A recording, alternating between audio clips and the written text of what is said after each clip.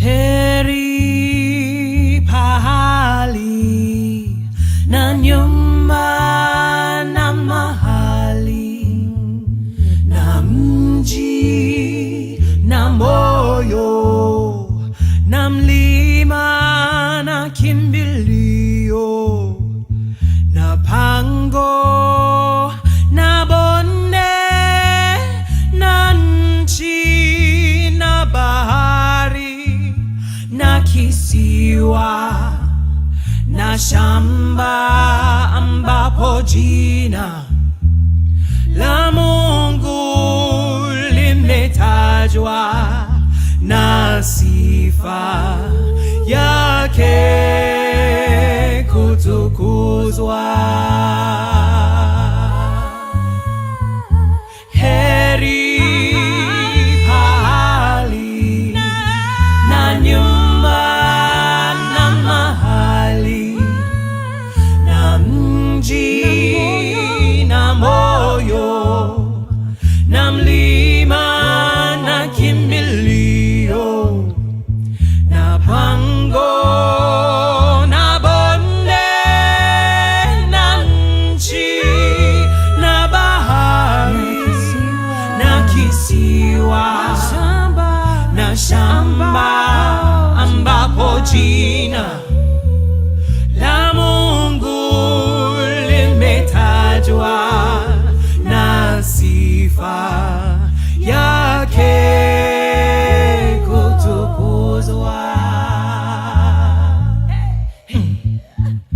Heri pahali na nyumba na mahali na mji na moyo na mlima na kimbilio na pango na bonde na nchi na bahari na kisiwa na shamba ambapo jina la Mungu limetajwa na sifa yake kutukuzwa.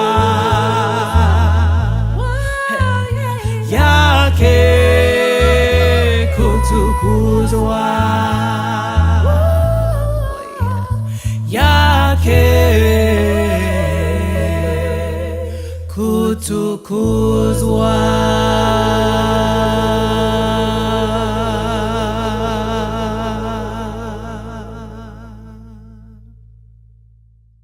Beloved friends and guests who are gathered here today, warmest greetings to each and all that are gathered here on this most joyous occasion. Marafiki wapendwa na wageni wote waliokusanyika hapa, mnakaribishwa kwa moyo mkunjufu kabisa. This long-awaited moment to dedicate the local house of worship here in Matunda Soy has arrived. Muda mrefu ambao tulikuwa tunausubiria kwa ajili ya kufanya nyumba ibada kutumika na watu wote umewatia. And this temple, this house of worship, also called by Baha'u'llah as the Mashriqul Askar, the dawning place of lights, the place of the mention of God and the gathering of the righteous, is now a place of worship for believers of all faiths to come for devotions, for spiritual contemplation. Hii nyumba ya ibada ambayo ilisemwa na Baha'u'llah mwenyewe kuwa ni mahali pa mapambazuko ya maisha, ambapo watu wote watakusanyika kwa ajili ya sala, mahali ambapo ni pa ibada kwa waumini wote wa dini zote, kuja pamoja kwa ajili ya ibada na hali ya kiroho. Muslims, Christians, Hindus, and members of all other faiths are welcomed in the Baha'i house of worship to offer supplication, to intone divine verses, and to chant prayers. Hii nyumba ya ibada ambayo ilisemwa na Baha'u'llah mwenyewe kuwa ni mahali pa mapambazuko ya maisha, ambapo watu wote watakusanyika kwa ajili ya sala, mahali ambapo ni pa ibada kwa waumini wote wa dini zote, kuja pamoja kwa ajili ya ibada na hali ya kiroho. Muslims, Christians, Hindus, and members of all other faiths are welcomed in the Baha'i house of worship to offer supplication, to intone divine verses, Wakristo, Waislamu, Wayahudi na kila mtu yote ambaye ni wa dini yoyote wamekaribishwa kwenye nyumba ya ibada kusema sala, kusoma maandiko matakatifu na wote kugani aya takatifu.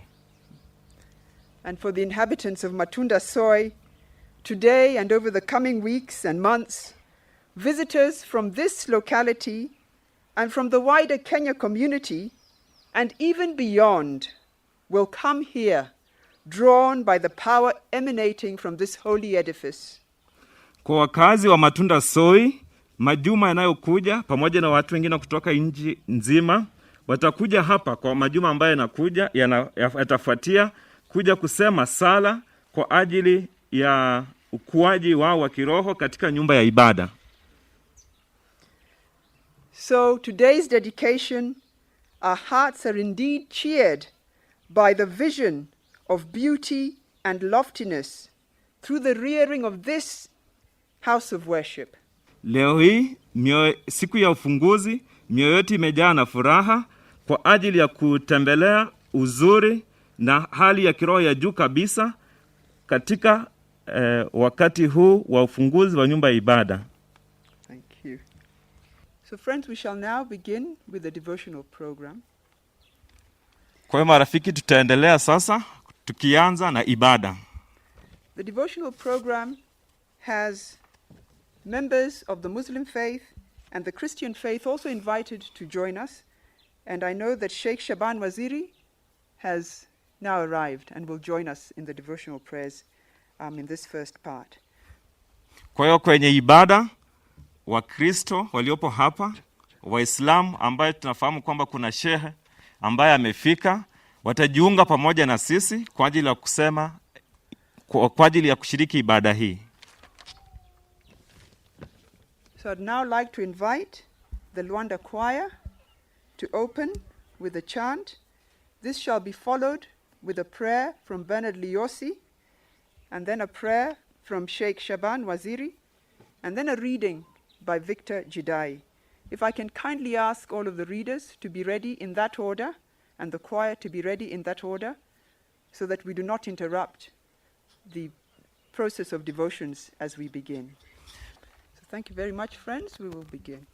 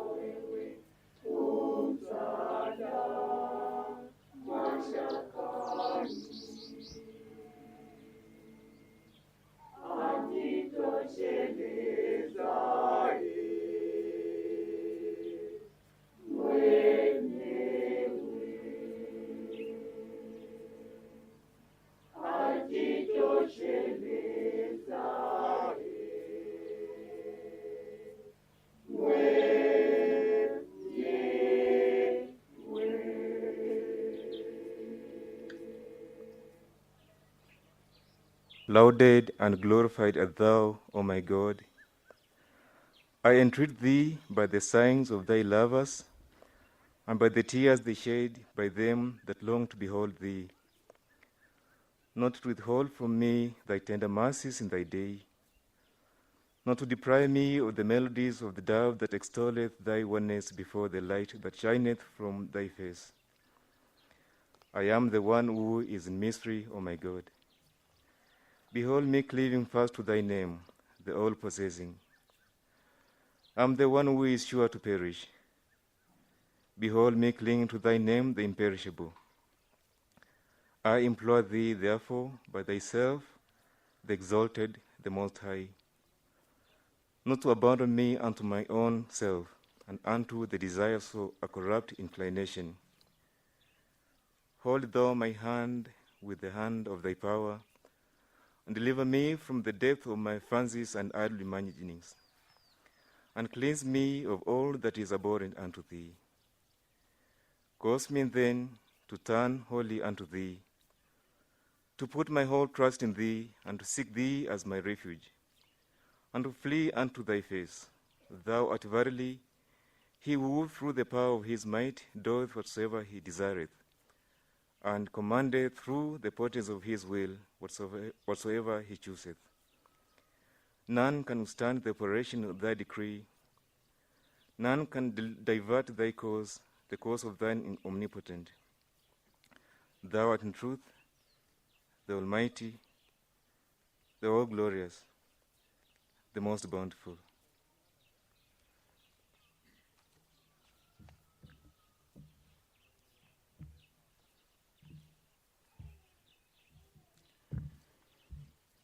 Bismillahirrahmanirrahim. Tuamini na tuombe. Bismillahirrahmanirrahim. Alhamdulillahi rabbil alamin. Arrahmanirrahim. Maliki yawmiddin. Iyaka na'budu wa iyaka nasta'in. Ihdina siratal mustaqim. صراط الذين أنعمت عليهم غير المغضوب عليهم والضالين. Mwenyezi Mungu muumba wa mbingu na ardhi, ya Allah, tazama sisi waja wako ya Allah tumekuwa ni wenye kukusanyika mahala hapa. Jalia amani na utulivu iwe baina yetu. Tuonyeshe haki, kwani haki utujalie tuwe ni wenye kuizingatia, na utuonyeshe batil, kwani jambo lisola haki ya Allah utujalie tuwe ni wenye kuiepuka. Tia mahaba na mapenzi baina yetu.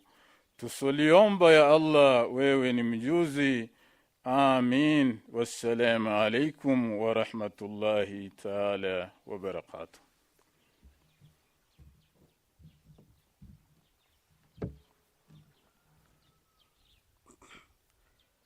O people of the world, build ye houses of worship throughout the lands in the name of him who is the Lord of all religions.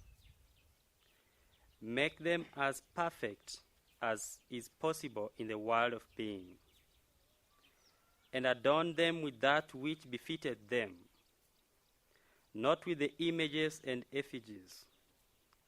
Then with radiance and joy, celebrate therein the praise of your Lord, the most compassionate. Verily by his remembrance, the eye is cheered and the heart is filled with light.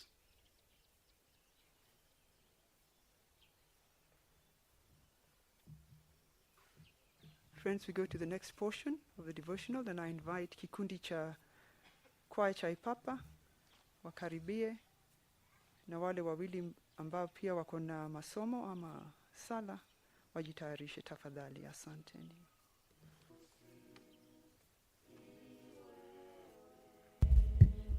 Kuifanya sala yangu moto ambao utateketeza kabisa.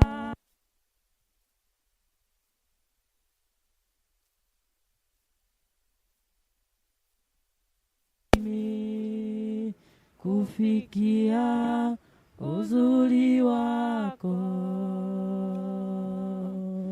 zimenizuia mimi kufikia uzuri wako.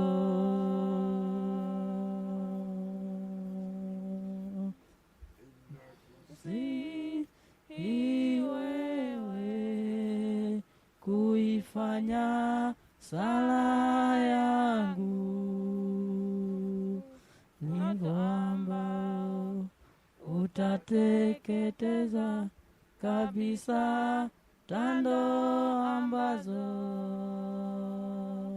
zimenizuia mimi kuikia uzuri wako.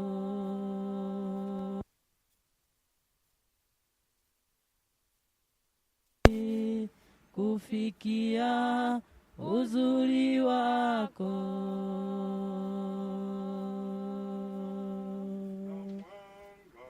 ambao utaniongoza ya uwepo wako ambao utaniongoza ya uwepo wako ambao utaniongoza ya uwepo wako ambao utaniongoza ya uwepo wako.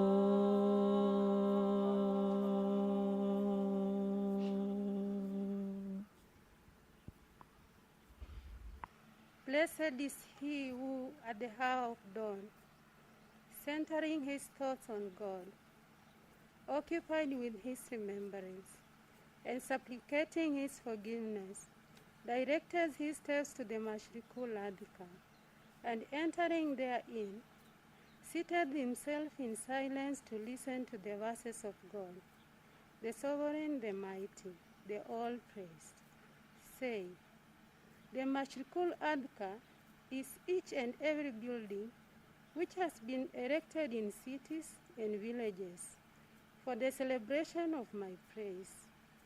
Such is the name by which it has been designated before the throne of glory. Were ye of those who understand? There you recite the verses of the All-Merciful in the most melodious of tones, will perceive in them that which the sovereignty of earth and heaven can never be compared. From them they will inhale the divine fragrance of my words which today none can discern save those who have been endowed with a vision through this sublime, this bounteous revelation. Say, these verses draw hearts that are pure unto those spiritual words that can neither be expressed in words nor intimated by allusion. Blessed be those who hearken. He is the mighty, the pardoner, the compassionate. O God, my God, thou beholdest thy servants in thy abyss of perdition and error. Where is thy light of divine guidance, O thou the desire of the world? Thou knowest their helplessness and their feebleness. Where is thy power, O thou in whose grasp lie the powers of heaven and earth?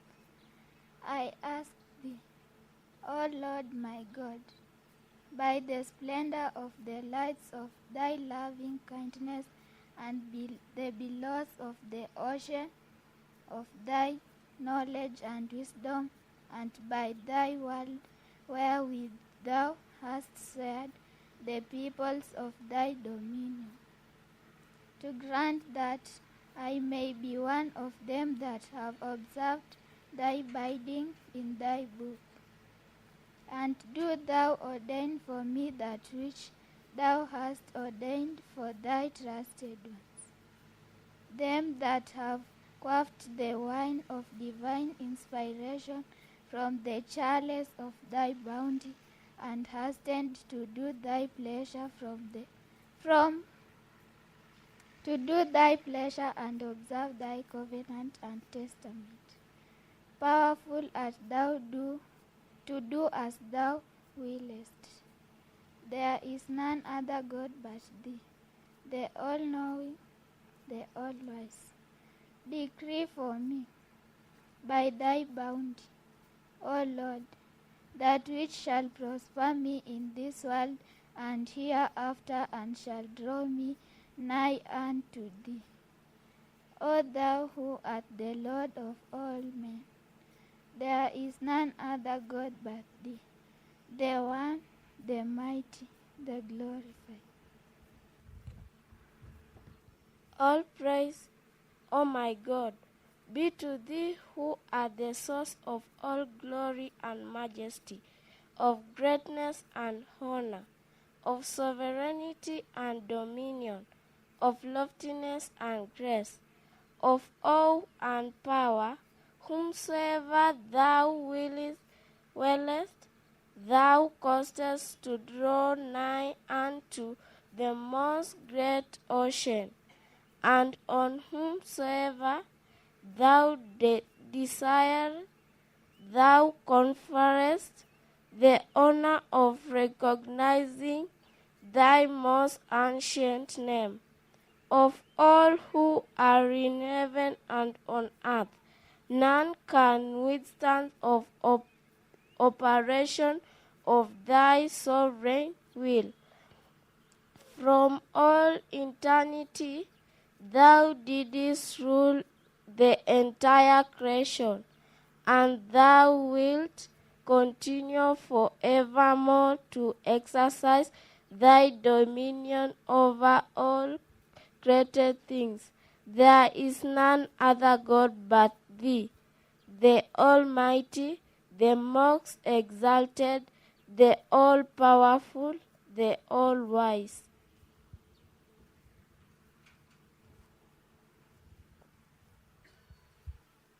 Thank you so much to the choirs and the readers for those lovely prayers and songs and chants. Friends, we will now move on to hear readings of messages. The first one is from the Universal House of Justice, and this shall be read by Councillor Townshend Lihanda. There will be a translation of this particular message after the councillor has read it. The second will be the reading from the message of the National Spiritual Assembly. This will be read in English, and there will be no translation of this particular message. And then finally, we will invite Councillor Lynette Akisaka to come and share a few remarks around the institution of the House of Worship. So I'd now like to invite Councillor Townshend Lihanda to kindly come up to read the message of the House of Justice. And I think that the Kiswahili translation is with the Assembly, if we can also kindly have that, so that Dennis may read that after the councillor has read the message in English. Friends, it's such a memorable moment, and it's my pleasure to read to you the message of the Universal House of Justice addressed to all of us. The Universal House of Justice, 23 May 2021. To the friends gathered in Matunda, Kenya, for the dedication of the House of Worship. Dearly loved friends, we greet you on this day of immense historic significance, when the first Mashrikul Haskar in Kenya, a dawning place of lights, wherein the spirits are gladdened, now opens its doors. The dedication of this lofty edifice, the first local house of worship on the continent of Africa, at the beginning of a new epoch in the divine plan, is a momentous step in the spiritual journey of your people. From the seeds of love and unity that were sown in early days of the course in your country by a small band of steadfast believers, we see a tree bearing abundant fruit. As reflected in the coming together of diverse people for the praise and remembrance of the ancient beauty, we give thanks that by the grace of the Almighty, and at a time when the world is caught in the midst of uncertainty, the efforts of the friends throughout Matunda Soy and beyond have culminated in the raising of this beacon of hope, a cause for jubilation and great joy. The participation of numerous friends in collective worship has led to the strengthening of the devotional life of your community, and now to the establishment of its first local Mashrikul Askar. This structure of elegant simplicity will surely become a focal point for the life of so many individuals and families as they strive to serve their communities. That the house of worship has been constructed in just 3 years and under extremely challenging circumstances is a statement to the vitality, resourcefulness, and determination of the Kenyan people. Throughout this time, drawing on the power of the Word of God, the followers of Baha'u'llah in the area, particularly the youth, have been making a marked contribution to the material and spiritual advancement of their society. No doubt, they will be inspired and spurred on their endeavors by the emergence of the temple, which promises a bright future for that land. May the inhabitants of Matunda Soy be the recipients of divine favor and confirmations as they gather to praise and glorify the Lord in this Mashrikul Askar. May the light emanating from this prayer-filled place cast out the shadow, lift the hearts, and draw the souls closer to the beloved. On this day, as you gather at the house of worship, we call to mind these words of the beloved Master. O ye beloved of God, behold how abundant shall be the freshness, tenderness, spirituality, and radiance that attained when ye assembled at the gathering place of the Spirit. Occupy yourselves at dawn in the remembrance of God. And after reciting prayers, make mention together of the most bountiful Lord in sweet melodies. These melodies shall reach unto the kingdom of glory. These songs shall cheer and gladden the concourse on high. With loving Baha'i greetings, the Universal House of Justice. Thank you.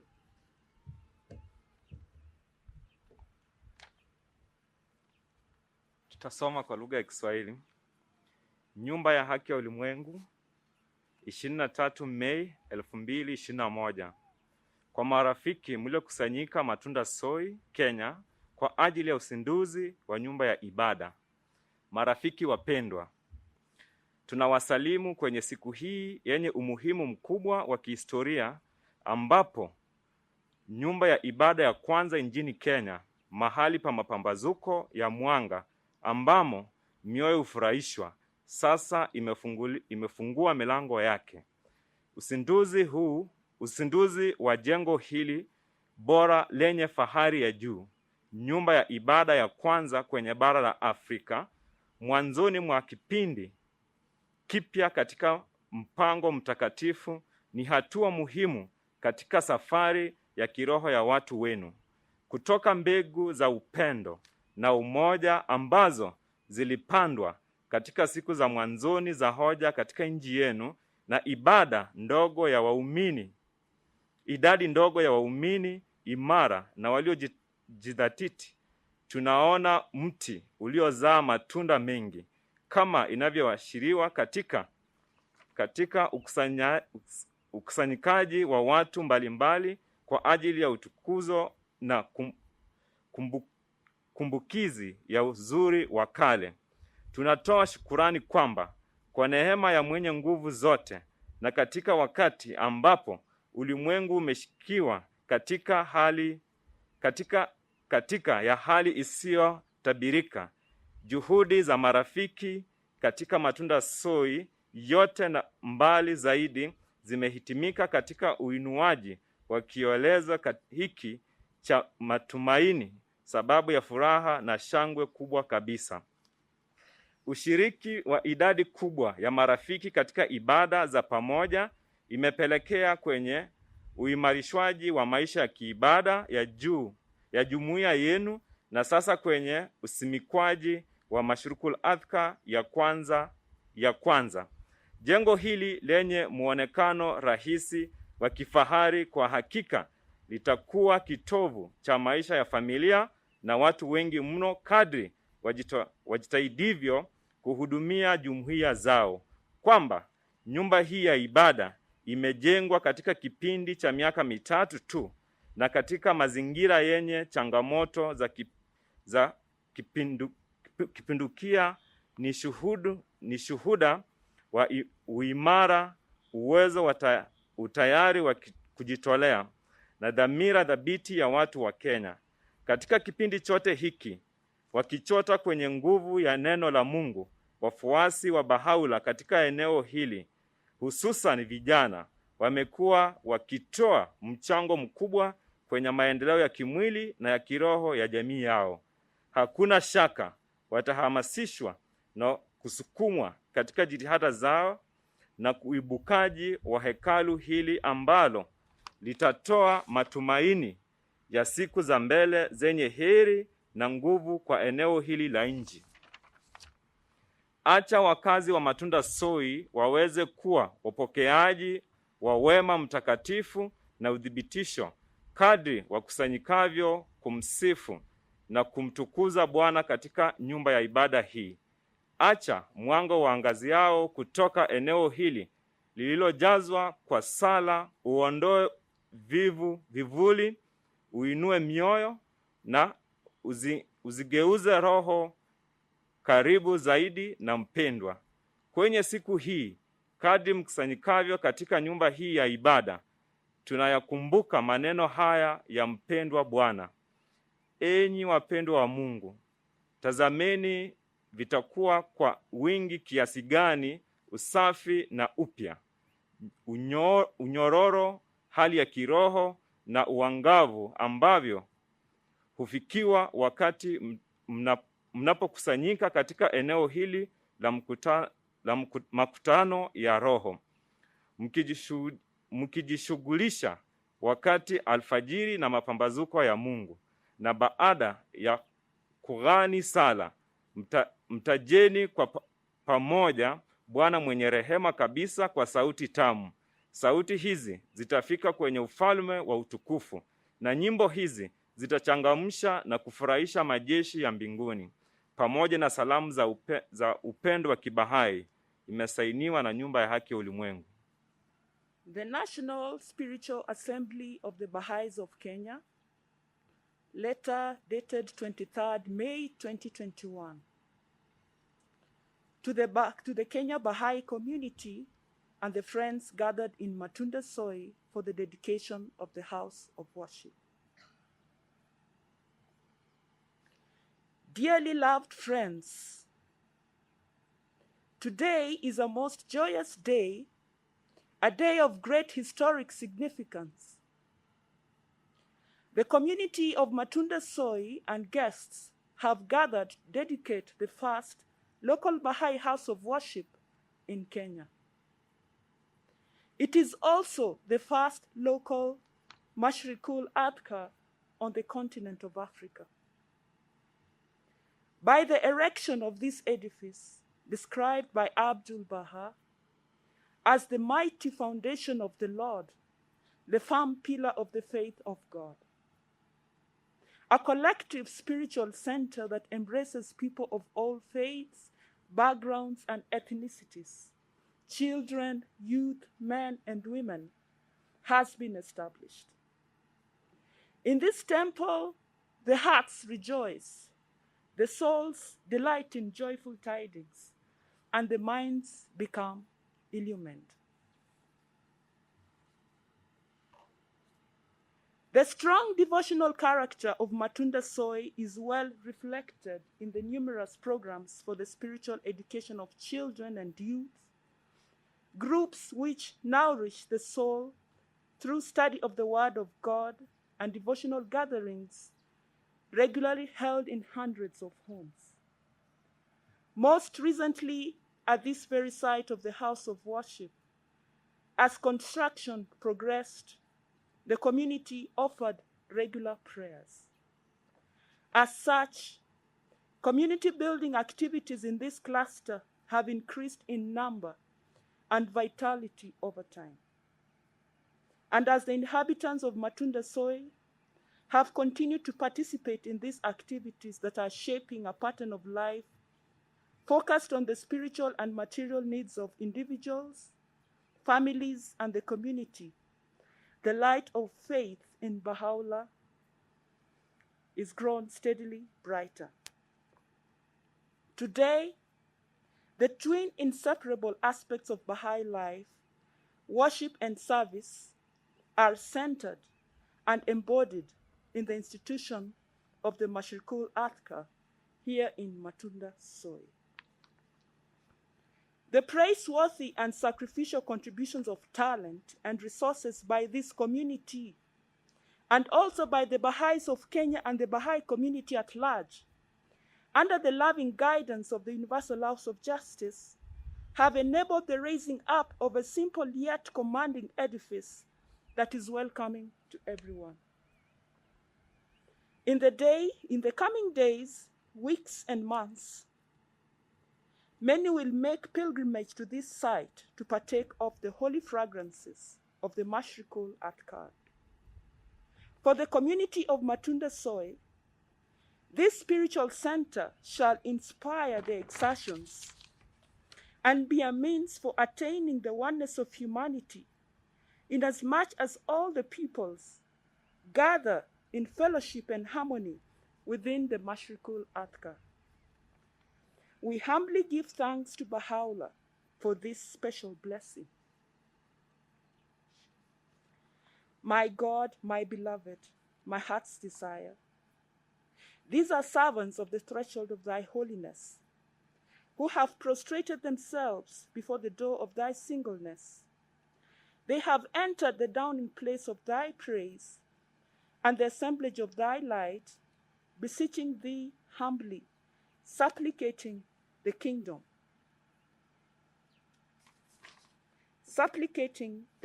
of thy oneness, and praying fervently to thee with their hearts fixed steadfastly upon thee. O my Lord, accept their deeds, commune with them in their prayers, and inspire them with the wonders of thy mysteries, that they may become the manifestations of thy bounty amidst thy creatures, and the company of thy chosen ones amongst thy people. Verily, thou art the gentle, the all-bountiful, the gracious, the merciful, the all-loving. With loving Baha'i greetings, the National Spiritual Assembly of the Baha'is of Kenya. Dear friends, Waswahili husema hauchi hauchi hucha. Hatimaye usiku uliokuwa mrefu sana umekucha. The night that was very long has finally dawned. Beloved friends, as we gather here, the edifice we see in front of us is a culmination of a long journey traversed for years. Marafiki wapendwa, wakati ambapo tunakusanyika hapa tukitazama jengo ambalo lipo mbele yetu, ni hitimisho ya safari ndefu ambayo tulianza miaka ya zamani. This journey began long ago, since the revelation of the law of Mashrikul Askar as an institution by Baha'u'llah. Safari hii ilianza zamani sana, wakati ilikuwa ni sheria kwamba nyumba ya ibada inakuwa ni sheria ya Baha'u'llah. And this law has been implemented step by step. Gradually and organically, it has unfolded commensurate to the capacity of the community. Na sheria hii imekuwa ikitekelezwa hatua baada ya hatua, ikiashiria mchakato wa jamii ya eneo hili ambayo ilianza wakati huo.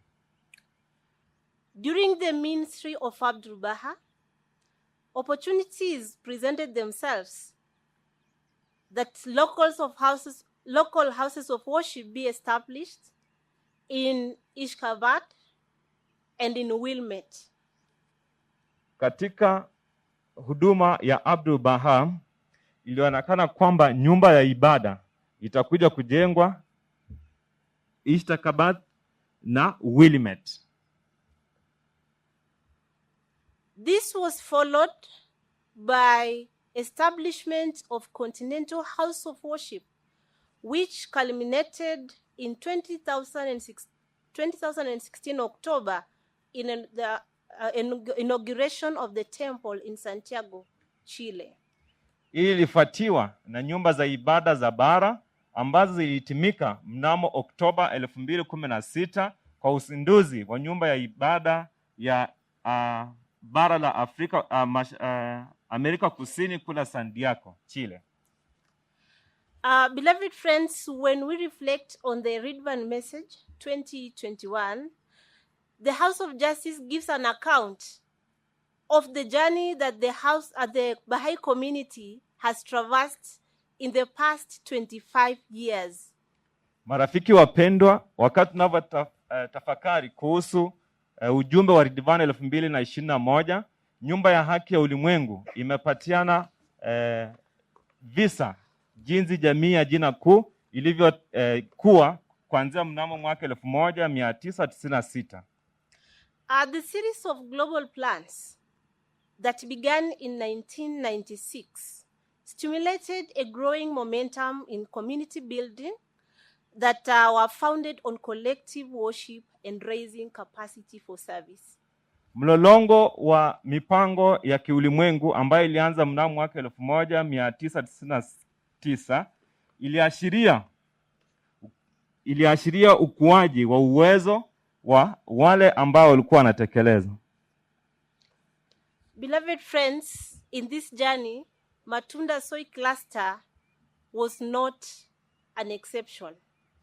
Marafiki wapendwa, jamii ya Matunda Soy katika safari hii ilikuwa ni ile ambayo haikuachwa nyuma. It all started with practice for collective worship. Ilianza kwa hatua ya ibada ya pamoja. Many homes were opened for devotional gatherings. Kaya nyingi zilifunguliwa kwa ajili ya maombi ya pamoja. It became a culture in Baha'i centers at individual level and collectively. Ilikuja ikawa tamaduni katika Baha'i center na katika nyumba au kaya za watu binafsi. And as it has been glimpsed a little bit in the letter from the National Spiritual Assembly. Na katika ilivyoashiriwa kiumbali katika barua ya Baraza la Kiroho la Kitaifa, these efforts contributed to tremendous growth in Baha'i community building activities and leading to growth of Matunda Soy as a cluster. Hizi juhudi ziliashiria katika ukuaji wa cluster ya Matunda Soy na kuendeleza ukuaji wa shughuli za kimsingi katika cluster hii. Most notably, the program for junior youth empowerment. Ile ambayo inaonekana kwa uwazi zaidi ni programu ya uwezeshaji wa kiroho wa vijana chipukizi. And this actually qualified Matunda Soy to serve as a site for this program. Na hii ilifanya Matunda Soy kama cluster kuwa ni kituo cha ujifunzaji kuhusu uwezeshaji wa program ya vijana chipukizi. And that's why in the Redvan 2012 message, the House of Justice underscored the magnitude of this advance in community life and provided the following vision regarding the impending construction of both the 2 national and 5 local houses of worship. Na katika muktadha huu kwenye barua ya Redvan 2012, nyumba ya haki ulimwengu ilielezea au ilionyesha ukubwa wa maendeleo haya katika ukuaji wa jamii na ikatoa muono kwa maendeleo ambayo yanafuata kwa ajili ya ujengaji wa nyumba za ibada za kitaifa pamoja na nyumba 5 za ibada za kijiji. And in that message, the House writes, "Beloved co-workers, the ground broken by the hand of Abdul Baha 100 years ago is to be broken again in 7 more countries. This being but a prelude to the day when, within every city and village, in obedience to the bidding of Baha'u'llah, a building is upraised for the worship of the Lord. From these dawning points of the remembrance of God will shine the rays of his light and peal out the anthems of his praise." Na ni katika barua hii nyumba ya haki ulimwengu iliandika, marafiki, watumishi wenzi, udongo uliopasuliwa na mkono wa Abdul Baha miaka 100 iliyopita utapasuliwa tena katika maeneo mengine 7 katika nchi 7. Hii itakuwa ni chanzo cha siku ambamo kila kijiji au mji ambaye ni tihifu kwa mafundisho ya Baha'u'llah itajengwa nyumba ya kuabudu Bwana. Kutoka maeneo ya mapambazuko watamkumbuka Bwana katika miangaza ing'aayo na kutoa nyimbo za kumwabudu Bwana. And dear friends, it brings us great joy to see for the past 9 years when this journey started, now this edifice stands here, that in the message that was just read, the House of Justice names it as a structure of elegant simplicity. Na marafiki, inatia moyo sana kazi ambayo ilianza miaka 9 iliyopita sasa hivi imetimizika. Na hii inaashiria kwa kila ambacho nyumba ya haki ulimwengu ilisema ni kwamba ni jengo ambalo linaonyesha hali yake ya kirahisi kabisa. So dear friends, the Mashrikul Azkar as a dawning place of the praise of God is described by the Universal House of Justice in its letter dated 18 December 2014 to the Baha'is of Iran as a unique concept in the annals of religion that symbolizes the teachings of the new day of God.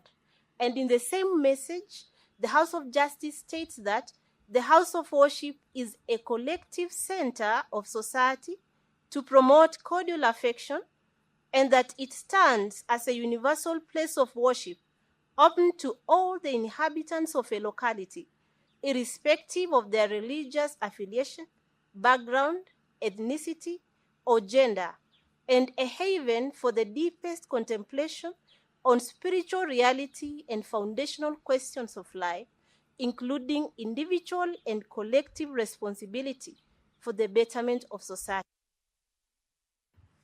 Na katika barua ambayo iliandikwa na nyumba ya haki ulimwengu inasema kwamba nyumba ya ibada, eneo la mapambazuko la utukuzwaji wa jina la Mungu, kama ilivyoeleza nyumba ya haki ulimwengu kwa barua tarehe 18 Disemba 2014 kwa Baha'i wa Iran, ikiashiria kwamba ni wazo la kipekee katika historia ya kidini ambayo inaashiria mafundisho ya Mungu ya siku ya leo.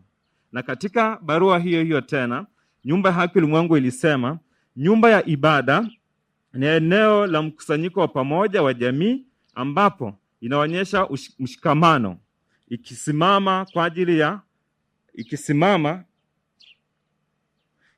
kwamba ni eneo la uabudu Mungu la pamoja katika wenyeji wa maeneo hale, pasipo kujali misingi yao ya kidini, usuli, hali zao za kikabila, na wakikutana pamoja kushirikiana hali ya kiroho na misingi ya maswali na kujiuliza misingi ya maswali ya kiroho, ikijumuisha mtu binafsi, ikijumuisha pia na mkusanyiko wa watu kwa ajili ya maendeleo ya jumuiya, wanaume kwa wanawake, watoto kwa vijana, wote wakionwa kama ni watu sawa. So, dear friends, as we gather here to celebrate this joyous moment that you have all been waiting for, it's good to acknowledge that the house of worship is a place for all. Kwa hiyo marafiki, wakati tunakusanya hapa wote kwa ajili ya kufurahia uzinduzi wa jengo la ibada, lazima ikumbukwe kwamba nyumba ya ibada ni ya watu wote. And as we gather there to commune with our Creator, to connect with God, again we contemplate and deeply reflect on the influence that this has both on an individual and as a community. Na wakati tunakusanyika pale tukitafakari kuhusu neno la uumbaji, hili pia itatupaswa kufikiria kiundani kabisa. Hili lina maana gani kwetu kama mtu binafsi, lakini watu wote. It would be good to note that the presence of the house of worship that connects the hearts with the Creator have a greater influence on every phase of our lives. Na kwamba lazima ikumbuke kwamba wakati tunakusanyika pale tukisema sana kwa nyumba ya ibada, lazima ikumbuke kwamba hii ina athari katika maisha yetu ya kila siku, iwe ni maisha ya kiroho pamoja maisha ya kimwili. Kwa hiyo ina athari kubwa katika maisha yetu. When we all gather together in this edifice to make mention of the Lord, bonds of unity are forged while affection grows and flourishes in human hearts. Wakati tunakusanyika hapa kwa ajili ya kusema ibada, mafundo ya kirafiki yanakuwa zaidi na ule ushirikiano unaendelea kuwa imara zaidi.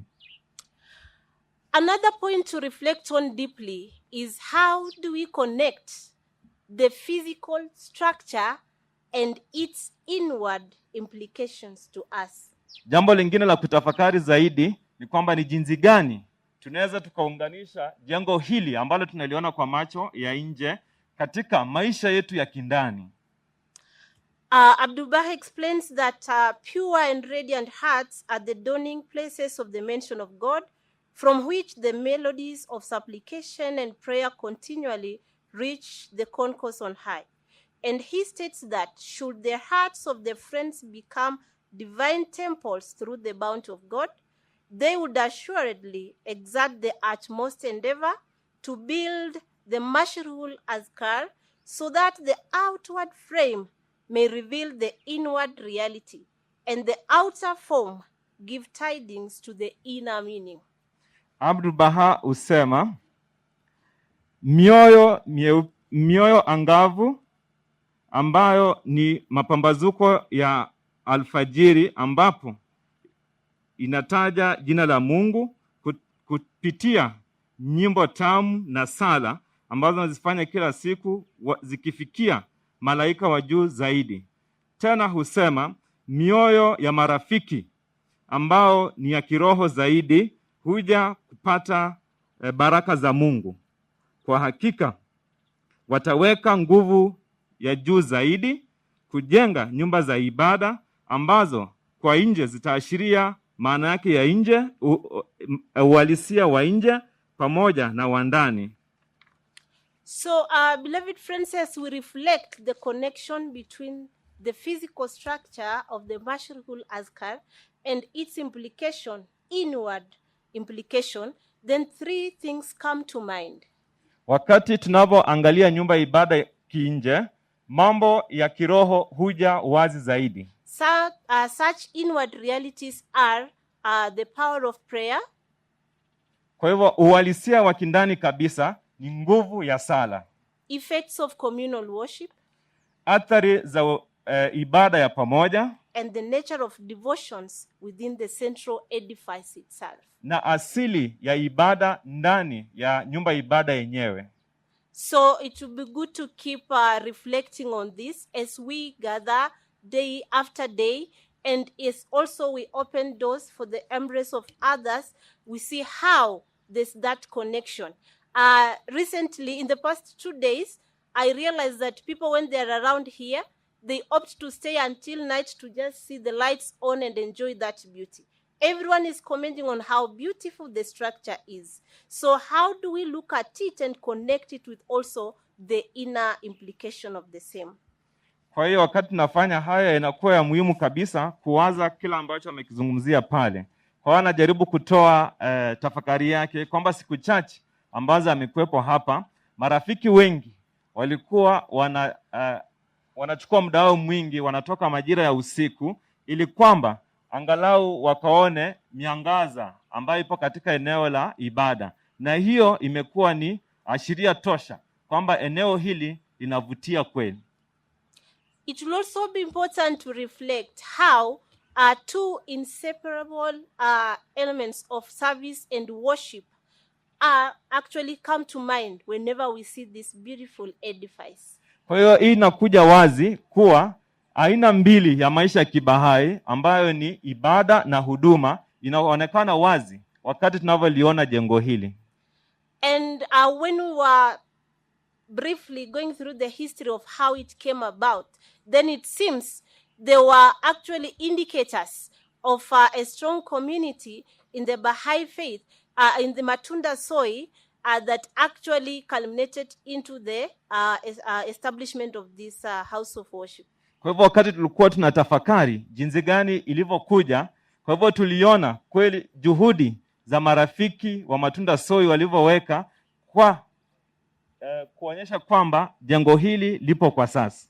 So we all agree that actually this is a reinforcement. It's an additional power to us to see how we can even exert more effort in community building activities as we draw on the divine confirmations by communing with God here, and as we go out to interact with many and many souls. Kwa hiyo inaashiria kwamba wakati tunatafakari kuhusu hali yetu ya kiroho hapa katika katika nyumba ya ibada, hii pia inajaribu kutuonyesha kazi iliyopo mbele yetu, jaribu kualika marafiki wengi zaidi na kuja kushiriki katika shughuli ambazo tunazifanya, lakini pia kushiriki katika ibada kwenye nyumba ya ibada. Today, as we speak in Matunda soil, we have over 500 homes opened for devotional meetings. Siku hii tunapozungumza hapa, kuna kaya zaidi ya 500 katika klasi ya Matunda soil ambapo milango imefunguliwa kwa ajili ya ibada. And connected to this, many educational activities have come up, and a population around here is drawing from that. Na kando na hiyo, shughuli za kimsingi au za kielimu pia zimeongezeka kutokana na mikutano ya ibada, na watu wengi pia wanajaribu kuungana nasi kwa ajili ya kutembea njia hii. So it will be good to see how to interweave these two complementary elements of service and worship. Kwa hiyo itakuwa muhimu kabisa kuona jinsi gani tutajumuisha sura ya Kibahai ambayo ina pande mbili ambayo ni ibada na huduma. Dear friends, the completion of this edifice is just but a step. Marafiki wapendwa, umalizikaji wa jengo hili ni mwanzo tu. When we look around, we see a lot of indicators that there's potential for more development. Wakati tunavyotazama maeneo haya, tunaona viashiria vya ukuaji mkubwa. So in fullness of time, we will come to witness also this development to show that there exists a dynamic coherence between the spiritual and practical requirements of life on earth. Katika hali hii basi tutakuja kuona hali ya kivitendo ambayo inaonyesha hali ya kiroho na maisha yetu ya kawaida. So there will be more establishments in connection to the house of worship that will benefit the material part and physical needs of the friends around the Mashrikul Azkar. Kwa hivyo kutatokea maendeleo mengine makubwa ambayo itakuwa inaunganisha maisha ya kawaida ya watu, ya kimwili na maisha ya kiroho. As I conclude, to all the inhabitants of Matunda Soy Cluster, wakati najaribu kuhitimisha, kwa wakazi wote wa cluster ya Matunda Soy and more so Luanda community, mbali zaidi jamii ya Luanda, during this 1-year plan which is unique in character, katika mpango huu wa mwaka mmoja ambayo ni ya kipekee sana, may we continue to draw on the power of the covenant. Lazima tuendelee kuchota katika nguvu ya agano. As we endeavor to have an outward looking orientation. Wakati tunavyojaribu kuonyesha kila ambacho tunakifanya katika muundo wa nje. As we learn how to nurture an environment conducive to welcoming larger numbers of souls into the embrace of community building. Wakati tunavyoendelea kujifunza kukaribisha idadi kubwa ya roho za watu katika mkumbatio wa imani. And therefore laying a firm foundation for the series of global plans to come. Tukiweka msingi wa mlolongo wa mipango mitakatifu ambayo itafuatia. Thank you so much. Asante. Councillor Lynette Kisaka. Asante sana Councillor Lynette. And with that we come to the end of this portion of the program and we prepare to process and have devotionals within the house of worship.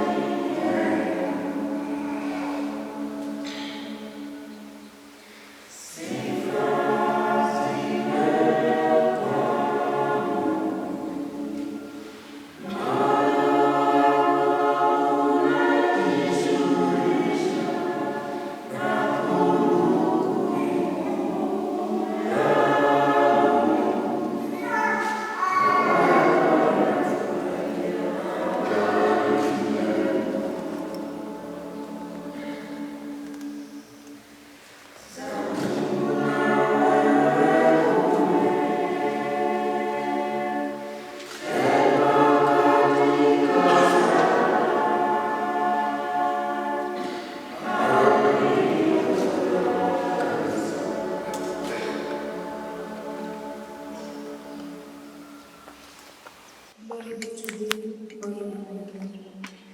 Abase not thee whom thou hast exalted with the power of thy everlasting sovereignty, and remove not one from thee, him whom thou hast caused to enter the tabernacle of thy eternity. Wilt thou cast away, O my God, him whom thou hast overshadowed with thy mercy, and wilt thou turn away from thee, O my Israel, him to whom thou hast been a refuge? Canst thou degrade him whom thou hast uplifted, or forget him whom thou didst enable to remember thee? Glorified, immensely glorified art thou. Thou art he who from everlasting hast known the beginning of the entire creation, and its prime mover. And thou who to everlasting remain the Lord of all created things, and their ordained. Glorified art thou, O my God. If thou ceasest to be merciful unto thy servants, who then will show mercy unto them? And if thou refusest to succor thy loved ones, who is there that can succor them? Glorified, immeasurably glorified art thou.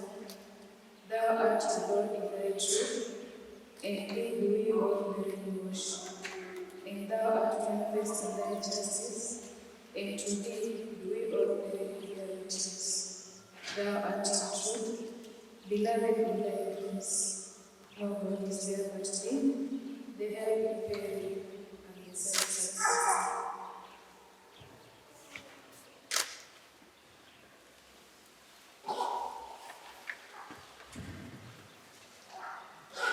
Ee Bwana Mungu wangu, Ee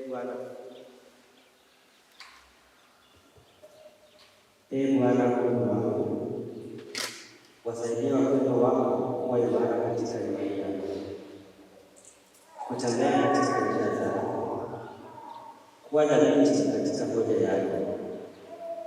Wape neema yako kuzuia mashambulio ya nafsi na tamaa, kufuata mwanga wa uongozi mtakatifu.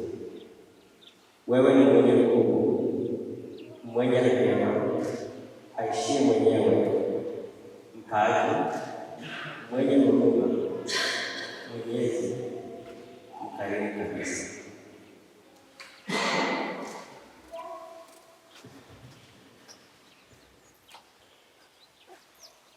Teach your children the verses revealed from the heaven of majesty and power, so that in most melodious tones they may recite the tablets of the All-Merciful in the alcoves within the merciful articles. Whoever has been transported by the rapture born of adoration for my name, the most compassionate, will recite the verses of God in such wise as to captivate the hearts of those yet collapsed and slumber. Well is it with him who has quaffed the mystic wine of everlasting life from the utterance of his merciful Lord in my name, a name through which every lofty and majestic mountain has been reduced to dust.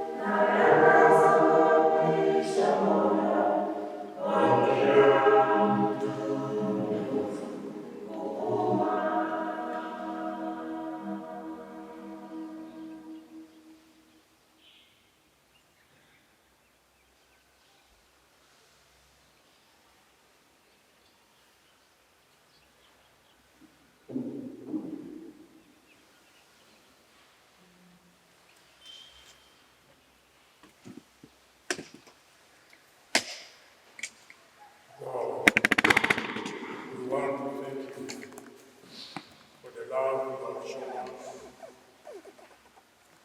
We want to thank you for giving us a house of worship.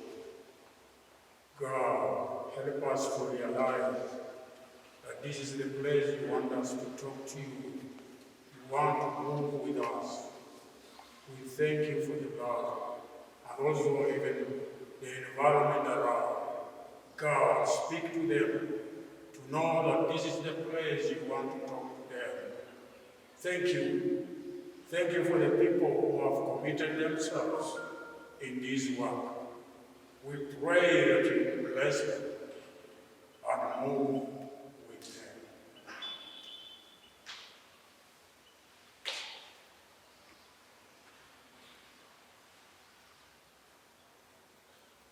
The Mashurul Akbar is a divine edifice in this nether world and a means for attaining the oneness of humanity, inasmuch as all the peoples of the world shall gather in fellowship and harmony within the Mashurul Akbar and chanting the anthems of divine unity, engaged in the praise and glorification of the Lord of hosts.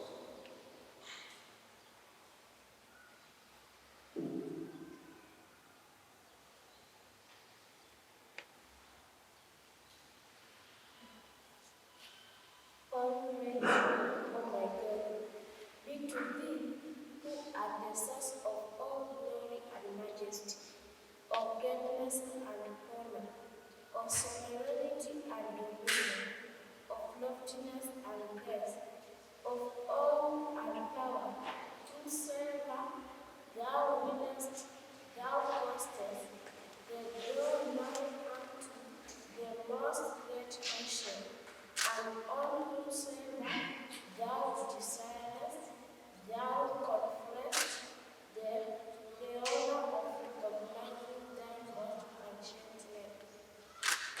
Of all who are in heaven and on earth, none can withstand of the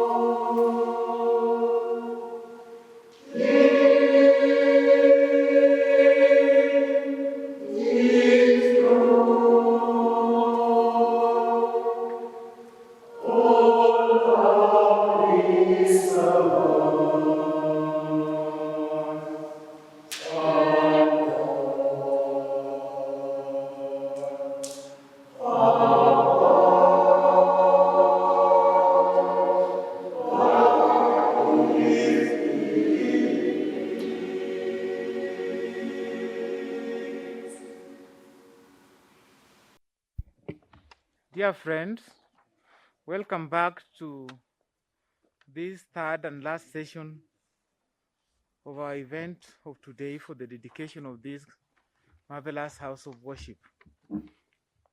We are lucky and indeed blessed to be those chosen in this day to witness the dedication of this temple that now stands as a gift of the Baha'i community to the people of this region and people of all religion.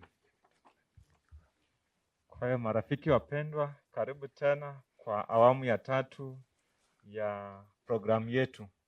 Kwa hiyo inaonekana kwamba tunaelekea kwenye kipindi cha mwisho, na ni furaha iliyoje kuona kwamba sasa hivi jengo liko hapa kwa ajili yetu. Inaonekana kwamba ni zawadi ambayo imetoka kwa nyumba ya haki ya ulimwengu kwa wakazi wa kijiji hiki, cluster hii pamoja na kanda hii. This would not have been possible if not for the friends who are dedicated to the work that went behind the construction of this structure in combination of the elements to create this marvelous edifice. Na hii haingewezekana pasipokuwa na juhudi za pamoja za marafiki ambao waliweka pamoja kwa ajili ya kuonekana kwa mjengo huu ambao unavutia macho ya kila mmoja. These dedicated friends are here with us to witness this occasion, and we are going to take the first session of this third and last segment of our dedication ceremony to honor them. Na wao wako pamoja na sisi hapa na watachukua nafasi hii ya kipekee. Wao ndio watakuwa mwanzo katika kipindi hiki cha mwisho kwa ajili ya kutimiza.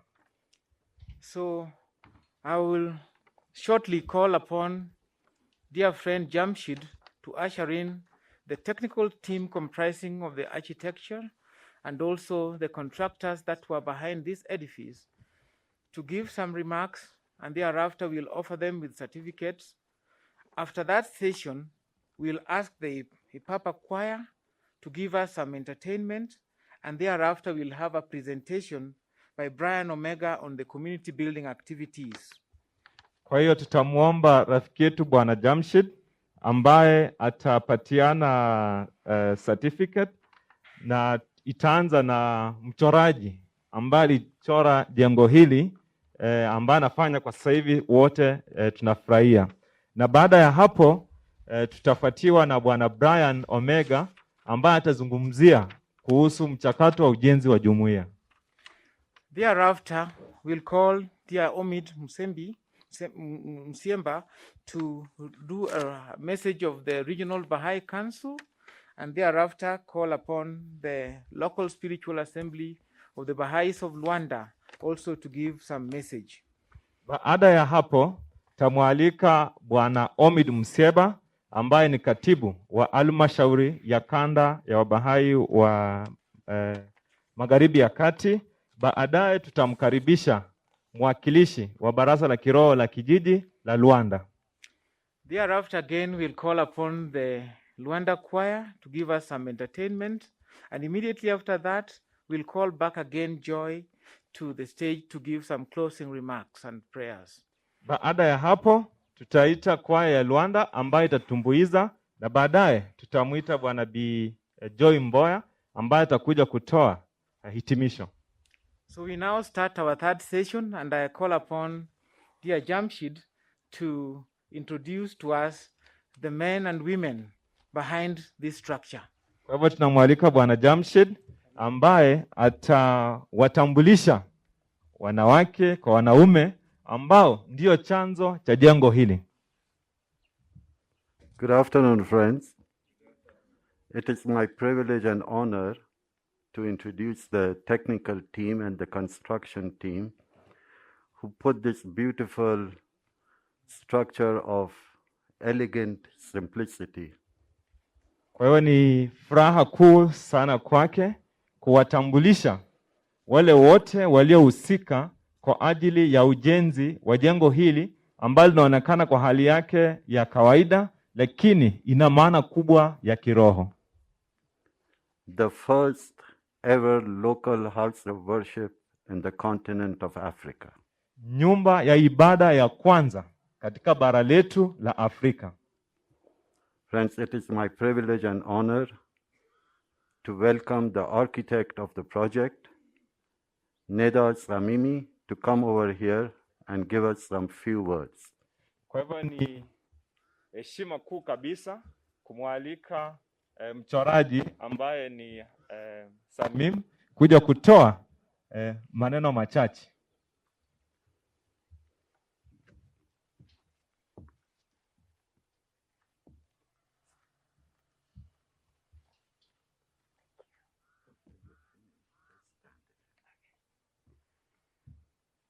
Greetings to you all. It's such a privilege to be here in this great and momentous occasion.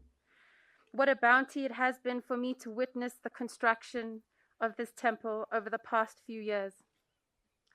Collaborating with consultants, different representatives of institutions within the Baha'i faith, the construction office and the construction team has been nothing short of a great and meaningful experience for me. I am so indebted to the technical team that was the backbone of this construction process, and I give many thanks to each one of them. And of course, a great, great appreciation to the construction office and Shiv Construction. At the heart of all of this is the community of Matunda Soy, a community that has been patient and loving in the process of the building of their house of worship. They themselves have been an integral part of beautifying the temple through the efforts in the gardens and landscaping. It really looks beautiful, and I can only imagine what it will look like in years to come. I'd like to share a short quote from Abdul-Baha, the son of Baha'u'llah. The original purpose of temples and houses of worship is simply that of unity. Places of meeting where various peoples, different races and souls of every capacity may come together in order that love and agreement should be manifest between them. That all religions, races and sects may come together within its universal shelter. My dream and hope for this house of worship is what Abdul-Baha shares, a place that represents unity, a spiritual home for every member of the community in Matunda Soy and beyond. Thank you very much. Tajaribu tu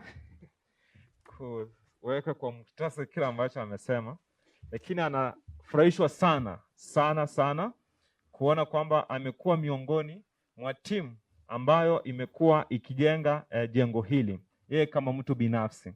Lakini pia anarudisha shukrani zake za dhati kwa wote wale ambao alishirikiana nao kwa ajili ya kuona kwamba hili linafanyika. Na pia anashukuru mashirika ya Kibahai, ule ushauriano ambao alikuwa nao na miongozo ambao alimpatia kwa ajili ya kuhakikisha kwamba jengo hili linakuwa hapa. Kwa hiyo anafurahia sana kuwa hapa katika wakati huu ambapo linazinduliwa. Lakini pia anatoa shukrani zake za dhati kwa kampuni ambayo imefanya kazi ya Bwana Chef ambayo imesimamia ujenzi. Kwa hivyo ametoa pia shukrani zake za dhati. Lakini pia amejaribu kusema kwamba haja yake kubwa ya kuona kwamba jengo hili linakuwa hapa ni umoja wa jamii ya binadamu. Bila shaka pia amesoma teuzi kutoka kwa Abdul-Baha ambalo kwa kiwango changu siwezi litafsiri kwa sasa, pengine ningelisoma.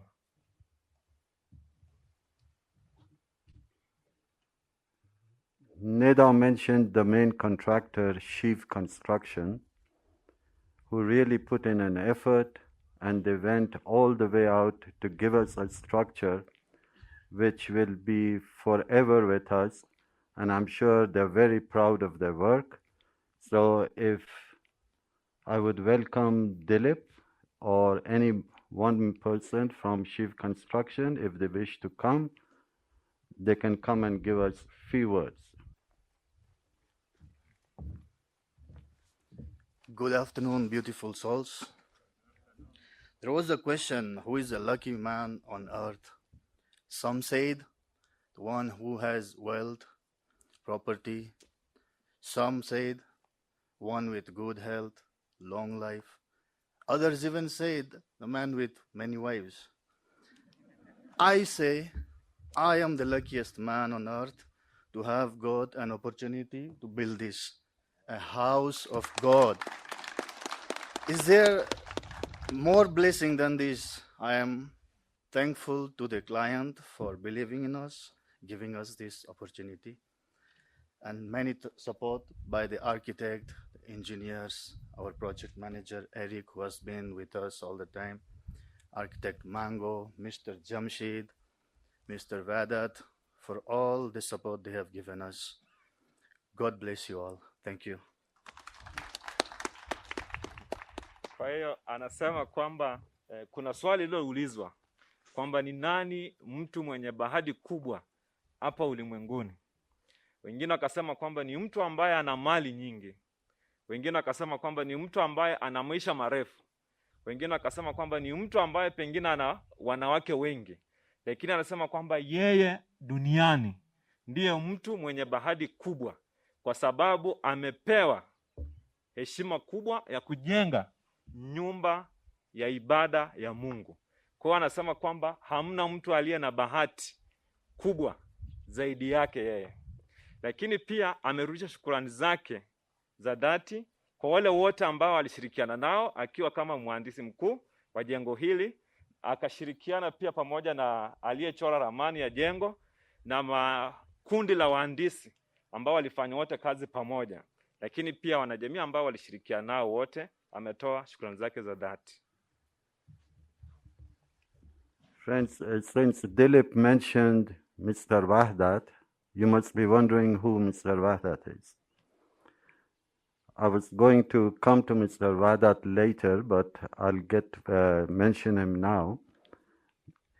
The Universal House of Justice is so very kind to give us a person who will guide us step by step. Somebody who would fly once in a month from Zambia to come here.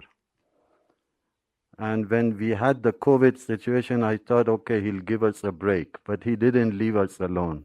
He kept on coming. So I would like to ask Mr. Wahdat to please come here and share a few words with us. Mr. Wahdat Alavion, please. Thank you.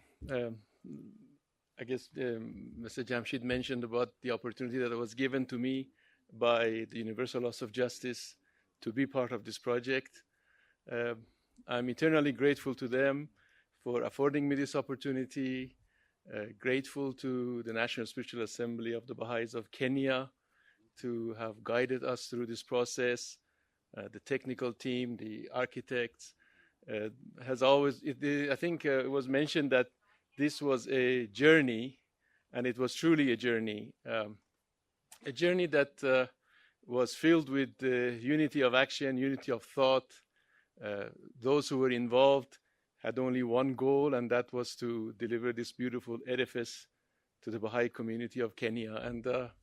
And for me, it has been an opportunity of a lifetime to be able to apply what I know in my profession to the work of the faith, and for that I'm eternally grateful. Thank you.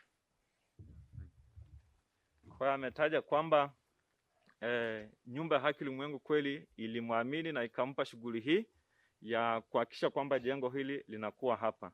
Lakini pia anatoa shukrani kwa Baraza Kiroho la Kitaifa la Wabahai wa Kenya kwa muongozo ambao umempatia kwa ajili ya kuona kwamba jengo hili limefanyika. Lakini anatoa pia shukrani zake za dhati kwa nyumba ya haki ulimwengu kuona kwamba ana uwezo na kila ambacho amejifunza kama kwenye taaluma yake ni mara yake ya kwanza sasa kuifanya katika shughuli ya imani yetu. Friends, we had to finish this project as Neda was out of the country. We had to have somebody to assist us finish the final touches, to make changes, to consult with Neda and put everything in place. So the National Assembly appointed Alfred Mango Archie Point Consulting Architects to help us. And for this, we would like to call Alfred here to share a few words with us. Alfred Mango, please. Kwa hiyo sababu aliyetusaidia kuchora ramani si mkazi wa hapa, lakini anaonekana kwamba ili kazi iendelee, Baraza la Kioo la Kitaifa lilijaribu kumchagua Bwana Alfred Mango ambaye pia amekuwa akishirikiana na aliyechora mkuu kwa ajili ya kuona kwamba shughuli hii inafanyika.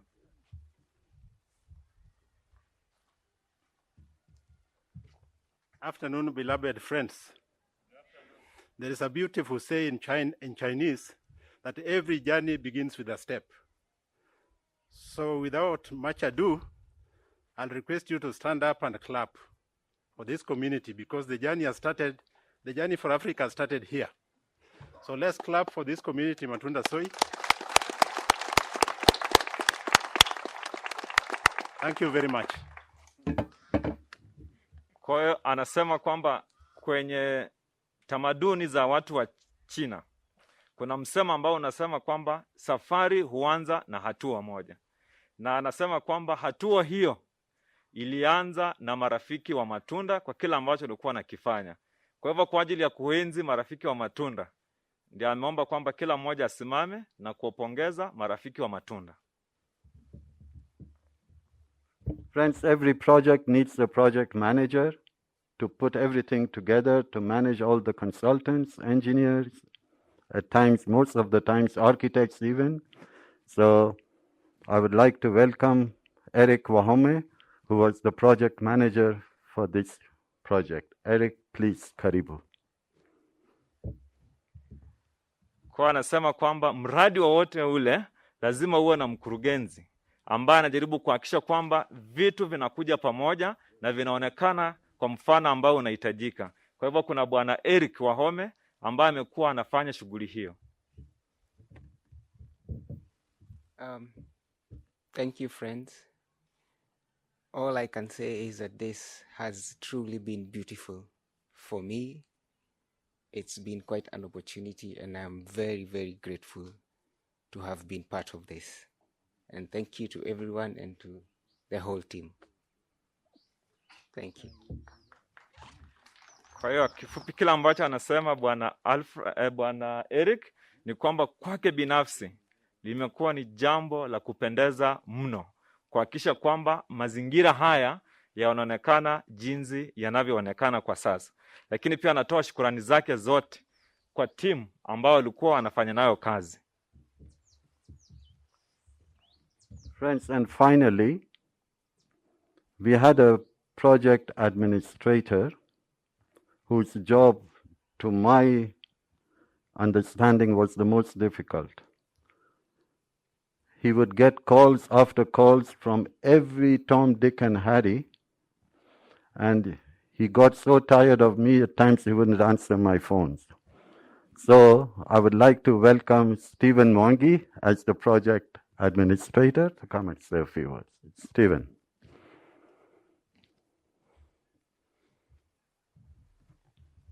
Pia alichokuwa nakisema ni kwamba katika mradi huu tumekuwa na katibu mtendaji ambaye muda mwingi amepokea simu nyingi, majira ambaye pengine si wakati wa kupigiwa simu, wakati mwingine akawa anajaribu kupuzia mbali huo mwito, lakini haya yote yamefanikisha hiki ambacho tunakiona kwa sasa. Hello, marafiki. I'm very honored to have been able to serve in this project, and I've learned a lot from these friends. Thank you.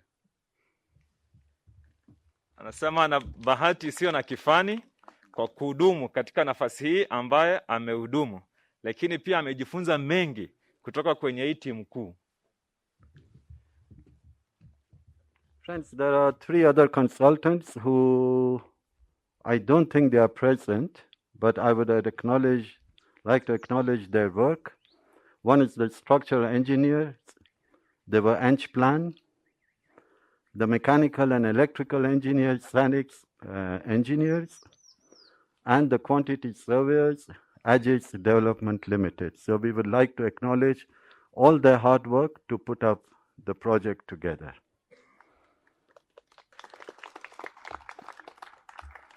Now there is one more person left, which I can't introduce them, so I'll tell Philip to introduce them. Anasema kuna makundi matatu ya watu ambao kwa sasa hivi hawapo na sisi, lakini pia angependa kutoa shukrani zake kwa yale makundi. Kama nitakumbuka vizuri, kundi moja ni wale ambao walikuwa wanahakikisha swala la umeme, kwamba umeme upo na upo katika nafasi ambayo inastahili kuwepo. Kundi lingine ni la wale ambao wanahusika na masuala ya, alisema chemicals au nini? Kwa hivyo marafiki walipata. Thank you very much, Jamshid. And indeed, it's just with humility that Jamshid said that he mentioned the final person engaged in this project. But it's also with deep humility that the Assembly would really wish to appreciate Jamshid for having been its eye on this project and constantly made journeys to this place despite all odds that have been described behind. And indeed, the Assembly is proud of him. And he will also wish to say one or two comments before now we get to the next chapter. Jamshid. Kwa hiyo mmoja ambaye ni wa muhimu kabisa, ambaye Baraza la Kiroho la Kitaifa lilimchagua kama jicho lake kwenye mradi huu, ni Bwana Jamshid, ambaye yuko pamoja na sisi, na angependa kusema moja mbili kabla tutimishe nafasi hii. I would like to thank the National Assembly for giving me this honor and opportunity to serve. Thank you so much, and God bless. Angependa kutoa shukrani zake za dhati kwa Baraza la Kiroho la Kitaifa kwa kumpa nafasi hii kushiriki kutoa huduma yake na ile kundi ambalo lilikuwa nasaidia kwa hali ya ujenzi. Kwa hiyo anasema asante sana kwa Baraza la Kiroho la Kitaifa. Thank you so much, team. And I think all your names are written in our hearts. The community of Matunda is so grateful. The national community of this country is also very grateful for you. There is very little we can do at this point, but just to pen down and represent a pen down impression of the Assembly's gratefulness or gratitude towards the work that you've done here. And to this end, I will call upon Mr. Ahmed on behalf of the National Spiritual Assembly to come forward to do this, and also all councillors present to come and also help us appreciate them with just a pen down information. Kwa hiyo anasema kwamba kazi ambayo amefanya, majina yao yameandikwa katika mioyo ya kila mmoja ambaye yuko hapa. Na Baraza la Kiroho la Kitaifa limeandaa zawadi kidogo hapa ambayo ingependa kuwapa kwa ajili ya shukurani. Kwa hivyo washauri wote wa bara pamoja na mwakilishi wa Baraza la Kiroho la Kitaifa ndio watafanya shughuli hii. Good afternoon, friends. It gives me an honor to be here with you today and also have the opportunity to facilitate the presentation of the certificates of appreciation to those who have had the power to bring this beautiful edifice into view. So I'm going to request the councillors to present these awards. Number one, it will be presented to our contractors, Chief Construction. Please, if you can come. Councillors, please.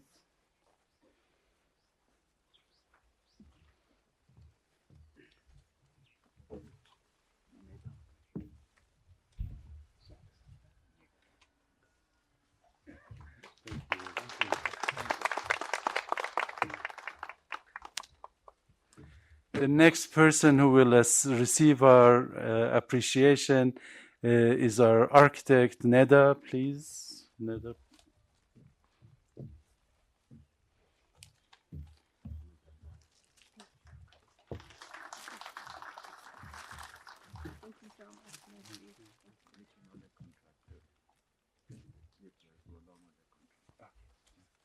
Mr. Lavian, if I can please request you to come forward.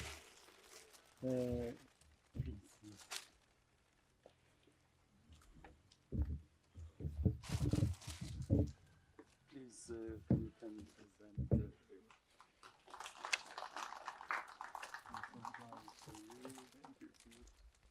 The contractor, come and get your flower, please.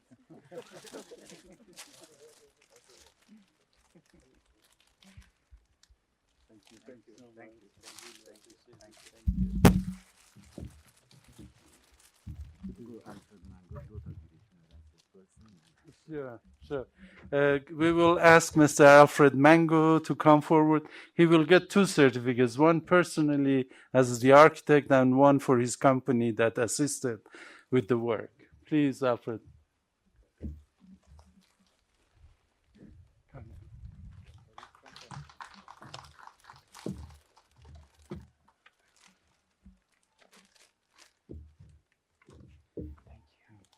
Much, and then another one here, and then we will give you some flowers. After we see these flowers.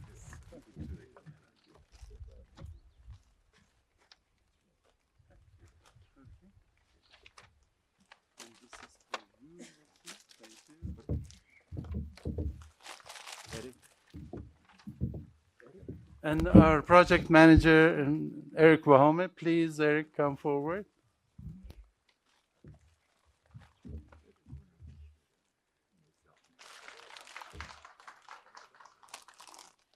Eric, well done. Thank you.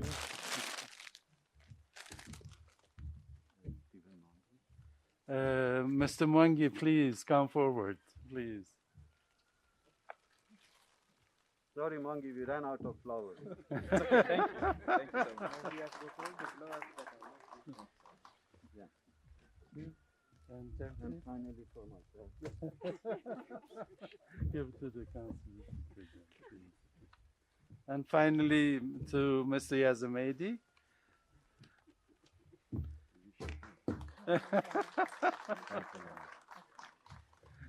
Well done, John. Back to you, Philip, please. Thank you. Thank you. Councillors, thank you very much. Thank you very much, and I'll request that you now take your seats. And as they do that, the Papa Choir, it's your turn.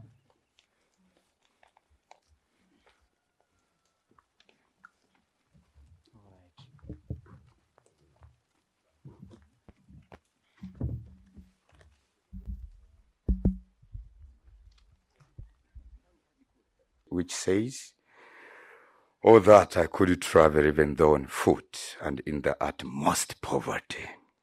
So we shall pray this with an assistant of musical instrument.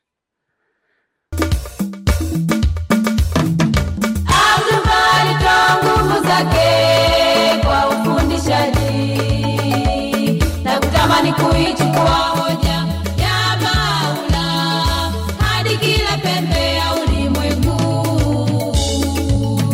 Akasema, oh, kama ningeweza kusafiri hata kwa mguu, na katika hali ya umaskini kabisa hadi sehemu hizi, nikinua mwito ya Baba katika miji, vijijini, katika milima, majangwani na bahari, kuendeleza mafundisho matakatifu. Ole, ole, ole, siwezi. Mungu akipenda mnaweza kunitimiza.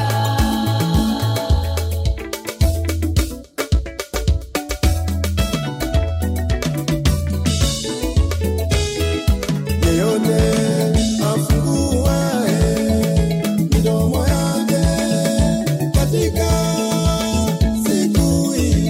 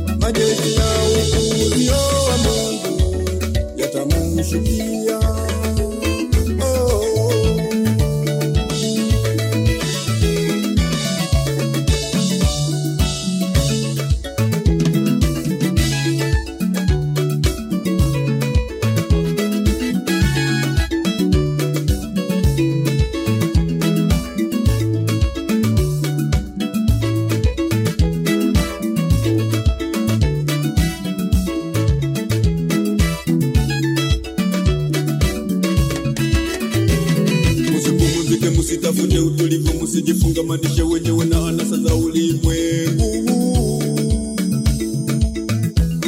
Musipumzike, musitafute utulivu, musijifungamanishe wenyewe na anasa za ulimwengu.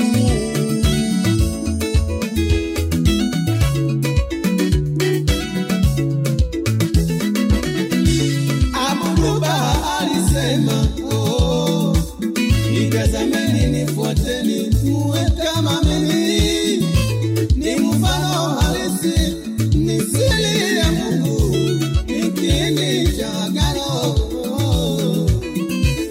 Abuduba alisema, nitazameni, nifuateni, muwe kama mimi. Ni mfano halisi, ni siri ya Mungu, ni kiini cha agano.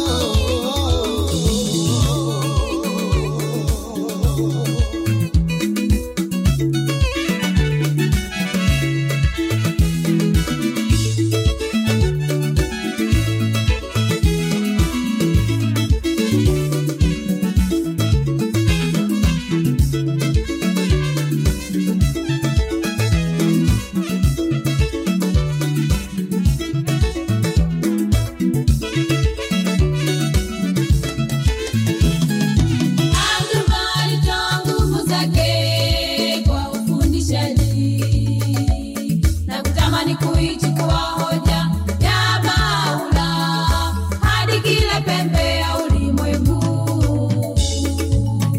Akasema, kama ningeweza kusafiri hata kwa mguu, na katika hali ya umaskini kabisa, nikiinua mwito ya Baba katika miji, vijijini, katika milima, majangwani na bahari, kuendeleza mafundisho matakatifu.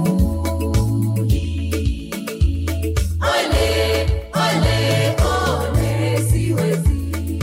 Mungu akipenda mnaweza kulitimiza.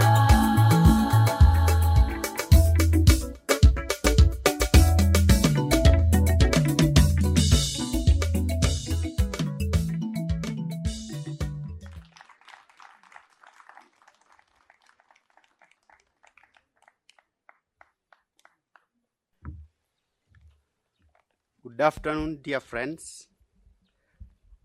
It's really a wonderful day and a great privilege to stand here on such an auspicious occasion when we are dedicating this wonderful house of worship.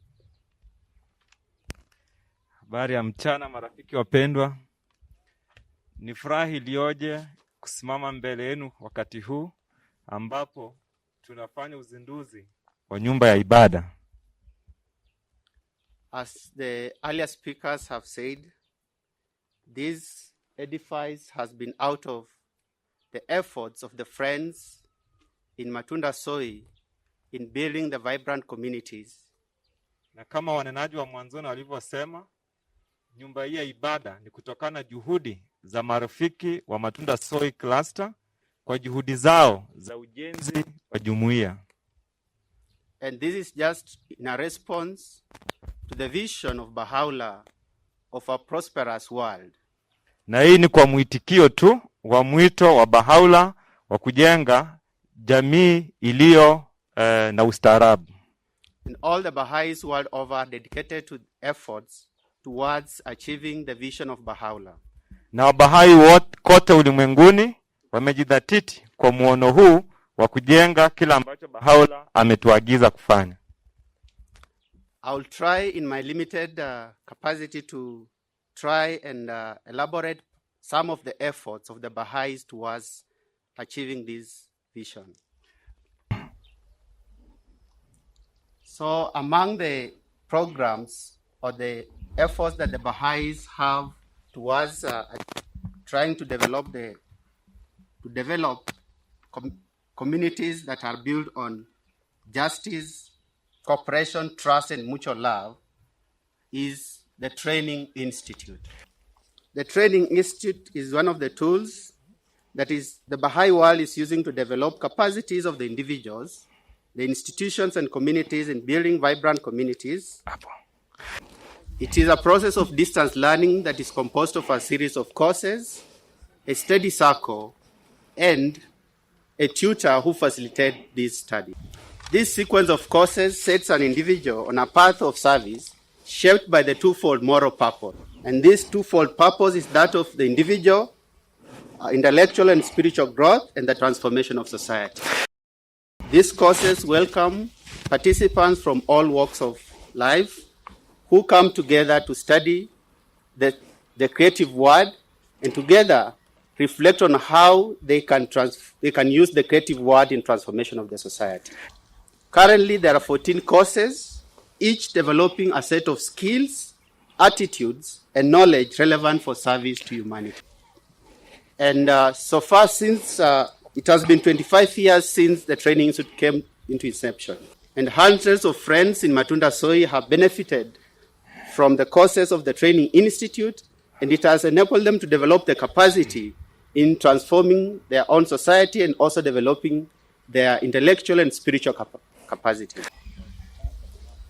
Another activity that the Baha'i community is involved in is the spiritual education of children. The position of children in the society and in the Baha'i community is really appreciated, and as we see from the words of the Universal House of Justice. Children are the most precious treasure a community can possess, for in them are the promise and guarantee of the future. They bear the seeds of the character of future society, which is largely shaped by what the adults constituting the community do or fail to do with respect to children. There are trusts no community can neglect with impunity. An all-embracing love of children, the manner of treating them, and the quality of attention shown them, the spirit of adult behavior towards them. These are all among the vital aspects of the requisite attitude. It is with this understanding that these are precious commodities that a community can possess, and also with the understanding of the words of Baha'u'llah that says that regard a man as a mind rich in games of inestimable value. Education alone can cause it to reveal its treasures and enable mankind to benefit therefrom. That the Baha'is are dedicated to providing the spiritual education to children. Therefore, children possesses spiritual powers that need to be developed, and the spiritual education of children for the Baha'is is targets to develop these innate potentialities within the children. They are trained to have praiseworthy characters such as love, patience, kindness, and develop the fear of God at that tender age. Abdul Baha elaborates on the need to have praiseworthy character in the following words. You should consider the equation of goodly character as of the first importance. It is incumbent upon every father and mother to counsel their children over a long period and guide them unto those things which lead to everlasting honor.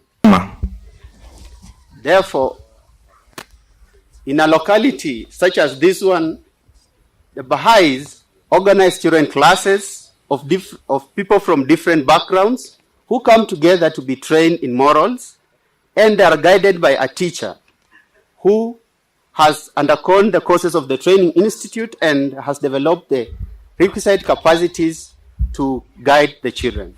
As a teacher of children classes, he or she tries to develop the qualities that are innate in these children.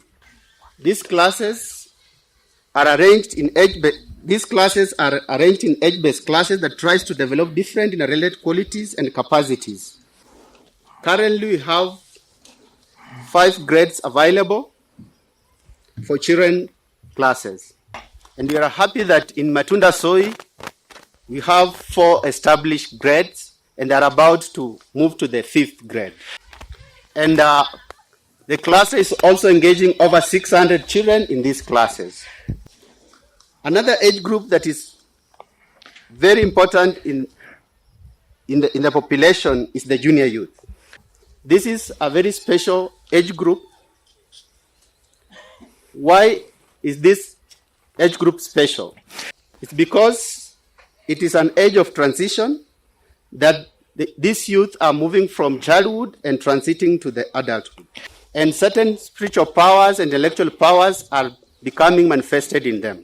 Abdul Bas says that their faculties of observation are broadened and deepened, and their intelligent capacities are trained and awakened, and the limitations and environment of childhood no longer restricts their energies and accomplishments. Therefore, junior youth should be engaged in activities that seek to enhance their spiritual and intellectual capacities and prepare them to participate effectively in the affairs of their communities. And this is the focus of the Junior Youth Spiritual Empowerment Program. So far, in Matunda Soi, we have over 600 children who are junior youth that are participating in these groups, and another similar number have so far graduated from this program. And another program that is directly linked to the house of worship that we are dedicating today is the devotional meetings. And what are these devotional meetings? I will just read the words of the House of Justice on devotional meetings. They say devotional meetings are occasions where any soul may enter, inhale the heavenly fragrance, experience the sweetness of prayer, meditate upon the creative word, be transported on the wings of the Spirit and commune with the one beloved.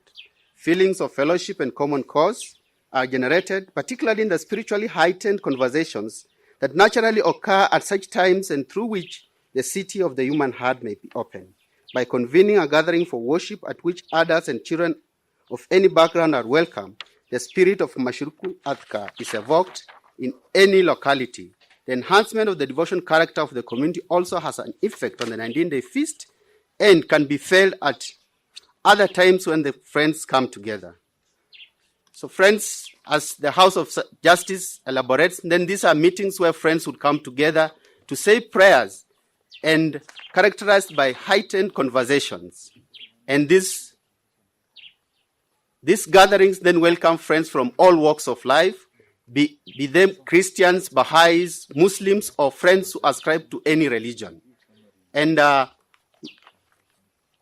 in Matunda, as the Councillor Lynette said earlier, there are over 500 homes that are hosting such devotions, and I think it's out of that this edifice has come out of such efforts.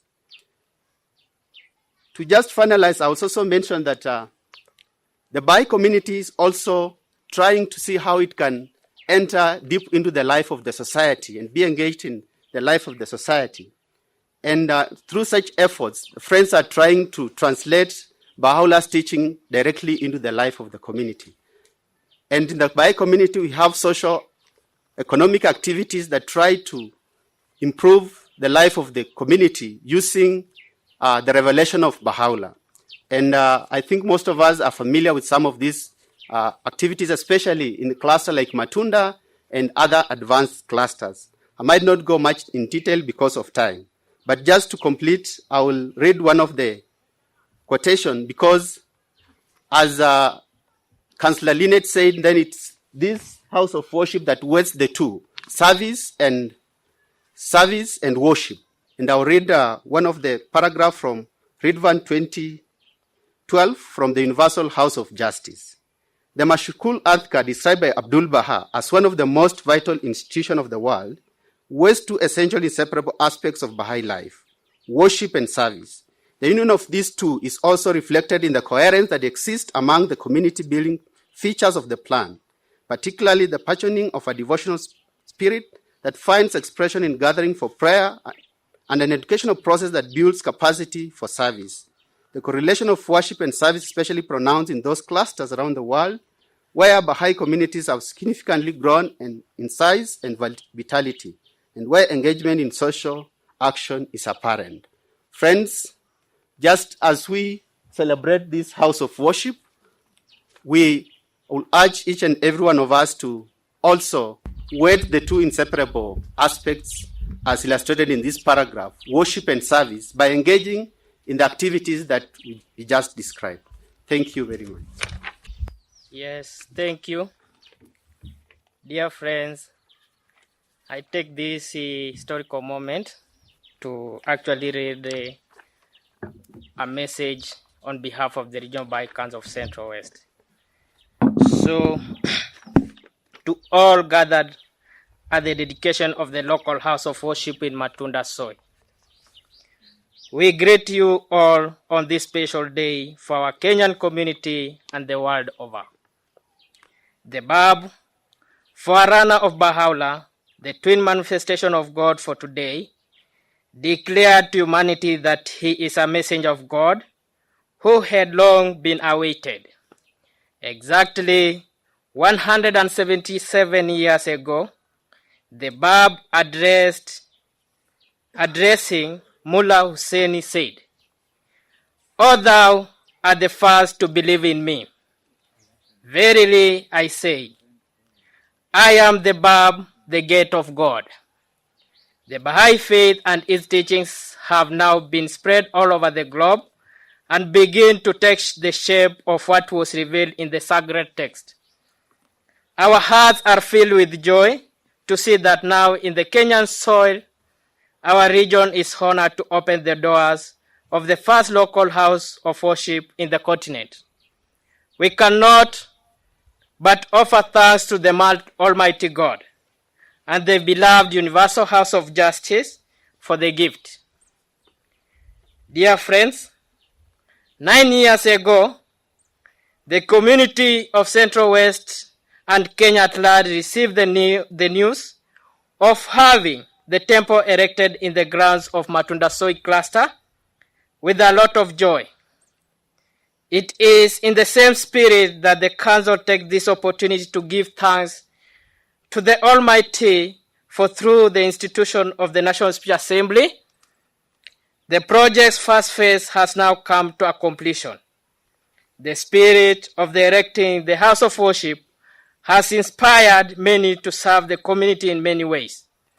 In 2012, that is in 2012, the region was working with 26 clusters, 18 of which had an intensive program, and now has doubled to 52, where 48 are intensive program of growth, and 21 embracing large numbers.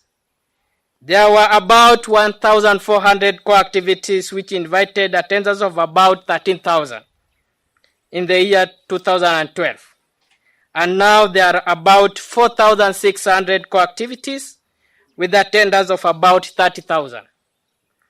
The Universal House of Justice noted in its 29 December 2015 that the intensification of activity which the 5-year plan demanded, further enrichment of the devotional life shared by those who serve side by side in classes around that by convening a gathering for worship at which adults and children of any background are welcome. The spirit of Mashkul Adka is evoked in any locality. This spirit has inspired a 6-fold increase in devotional meetings in the region from about 500 in the year 2012 to beyond 3,000 in 2021. Devotional meetings have served as occasions where any soul may enter, inhale the heavenly fragrances, experience the sweetness of prayer, meditate upon the creative word, be transported on the wings of the Spirit, and commune with the one beloved. Feelings of fellowship and common cause are generated, particularly in the spiritual heightened conversations that naturally occur at such times, and through which the cities of the hearts, human hearts may be opened. The Training Institute has thus become stronger, where for the past 9 years about 5,000 people have completed Book 1 of the main sequence. This is the remarkable progress that has been made in the region since that epic announcement. Like many would expect, the local community of Rwanda embraced this joy in high spirit, being among the most advanced village in the region.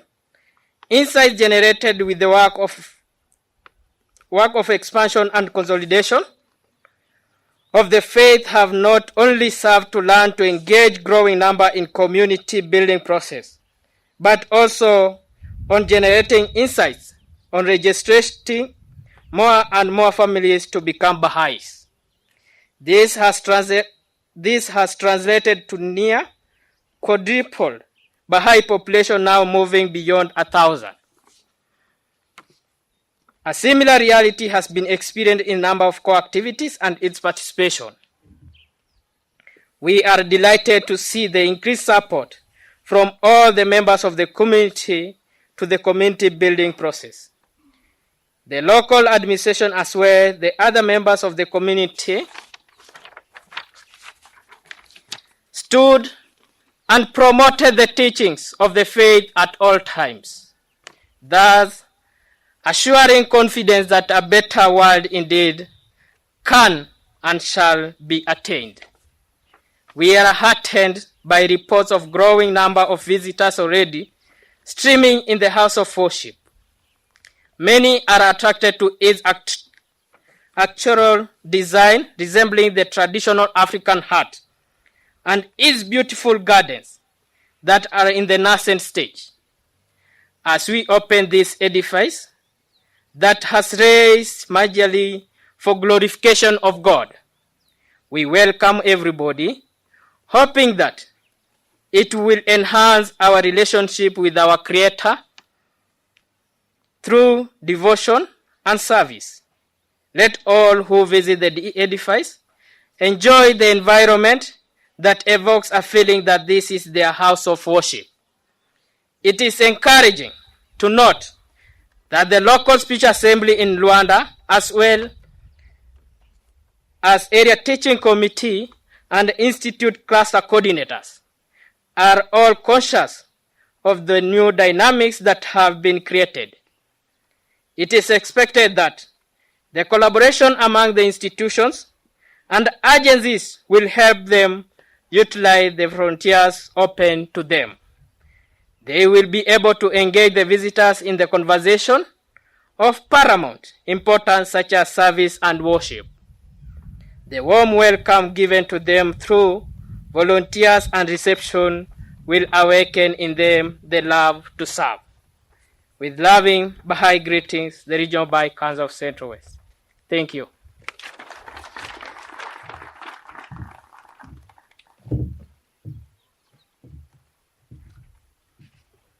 Friends Alaopa, Bwana asifiwe. Assalamu alaikum. Karibuni Matunda Soy, karibuni Luanda. Friends, in 2012, when the community first read the Rizwan message, it took us time to start talking about it because we didn't know actually as a community if we deserve to have this bounty. But we also remembered that the House of Justice can never be wrong in its decision making. So we all thank, as a community, at the local spiritual assembly, anybody who participated in one way or another to make this being translated into reality. Here is a short message from the local spiritual assembly of the Baha'is Rwanda. The local spiritual assembly of the Baha'is of Rwanda. This is a message to all who are gathered here today to celebrate the inauguration of the House of Worship in Matunda Soi. 9 years back, the Universal House of Justice announced in its Rizvan 2012 message to the Baha'is of the world about the construction of the continental, national, and local houses of worship. It was in this context in which the Baha'i community of Kenya had a bounty to have one of the local houses of worship in Central West region, Matunda Soi cluster, Luanda community. There were a lot of excitements to learn in relevance to the experience accumulated as the community struggles to learn about the Mashrikul Adhkar. The process of raising up the edifice began naturally by utilizing the reflection spaces for awareness as a task that was spearheaded by the local spirit assembly, the cluster agencies, and the temple committee by then. A big task to the community since then has been that the erection of the edifice and the educational process that build capacity to service to humanity is inseparable from time to time. The cluster agencies have been working tirelessly to ensure the growing number of its inhabitants through the process rise both qualitatively and quantitatively.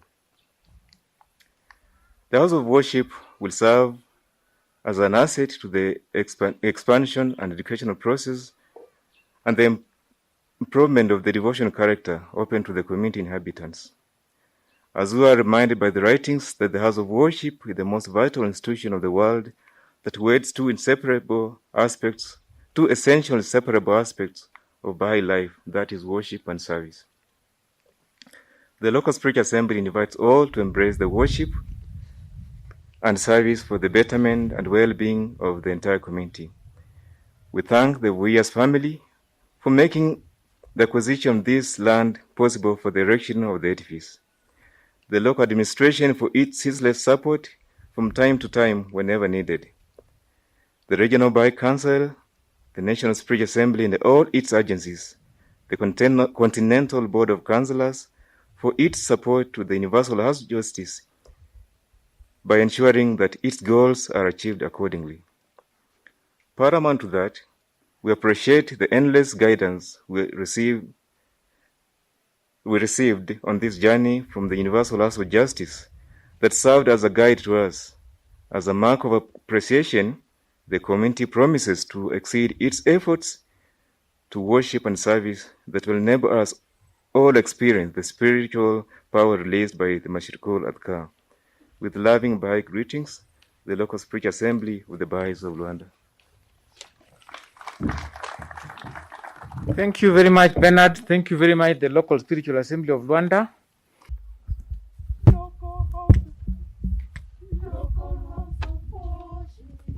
The most vital institution of the world. We were two essential, inseparable aspects of Baha'i life. And service, and service, and service, and service, and service, and service. Local house of worship, local house of worship is a place of meeting for humanity, proclamation of oneness. For mankind shall go forth from its thought of holiness. Abdul Baha's wishes. Abdul Baha's wishes.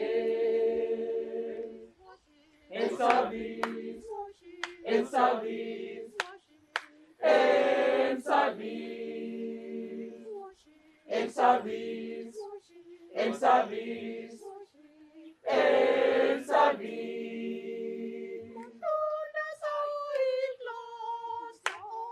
We offer gratitude.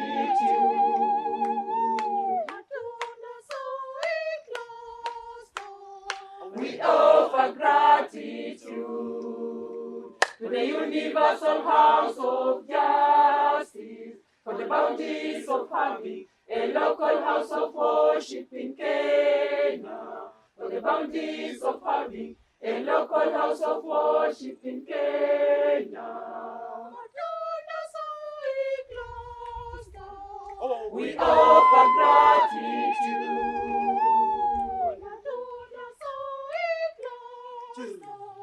We offer gratitude for the universal house of justice, for the bounties of having a local house of worship in Kenya.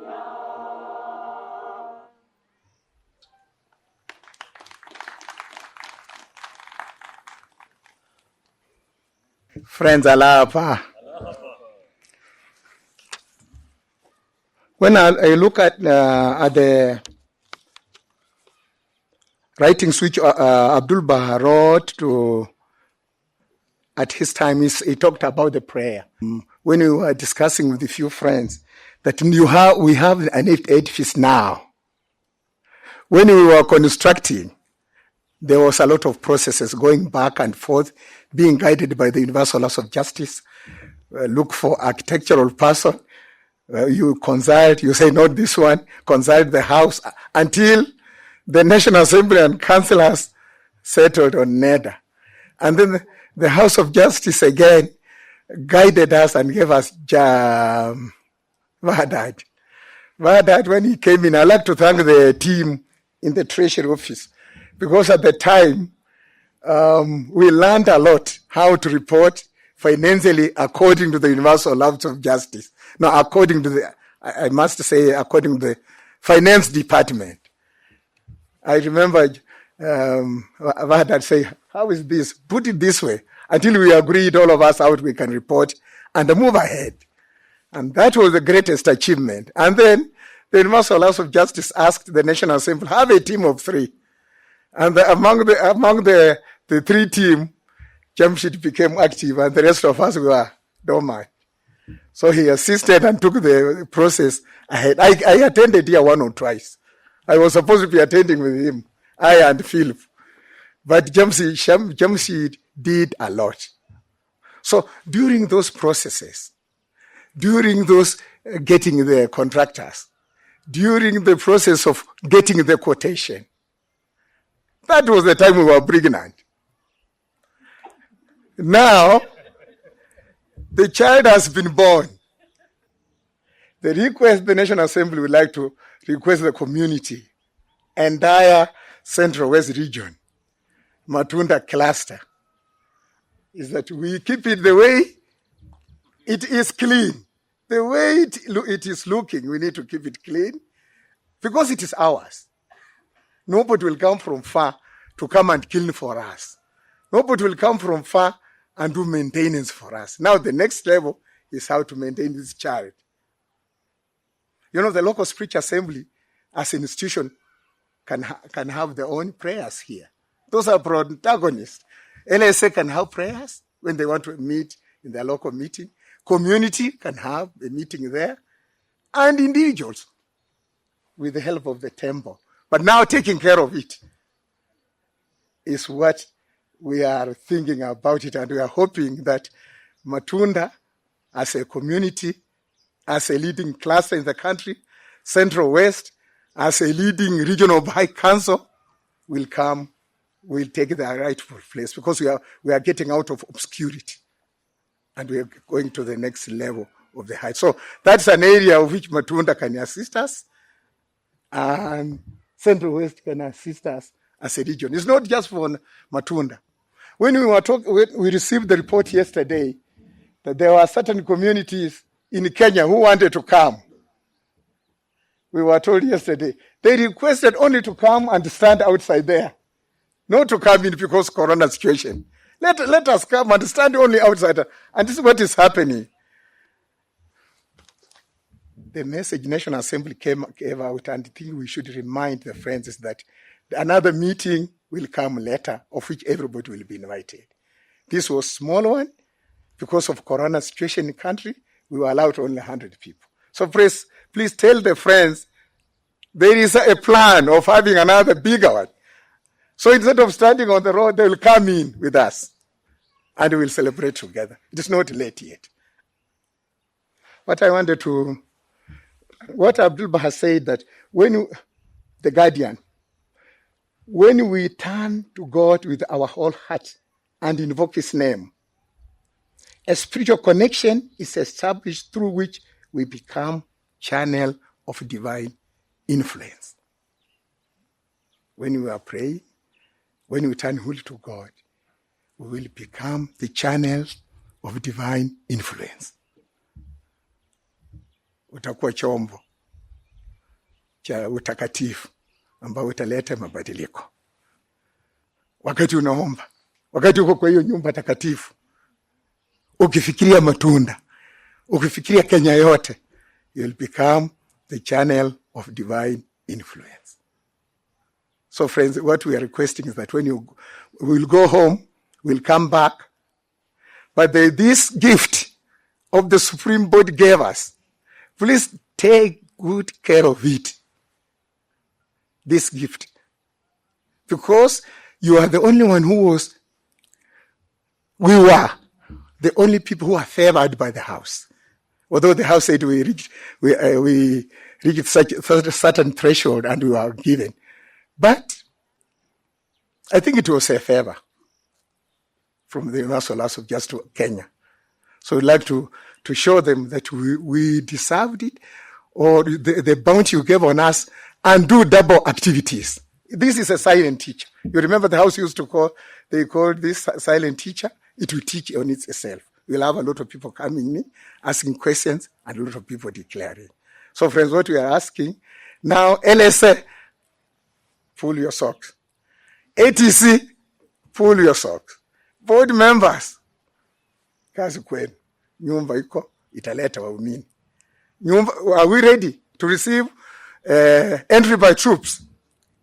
Are we? What preparation have we done?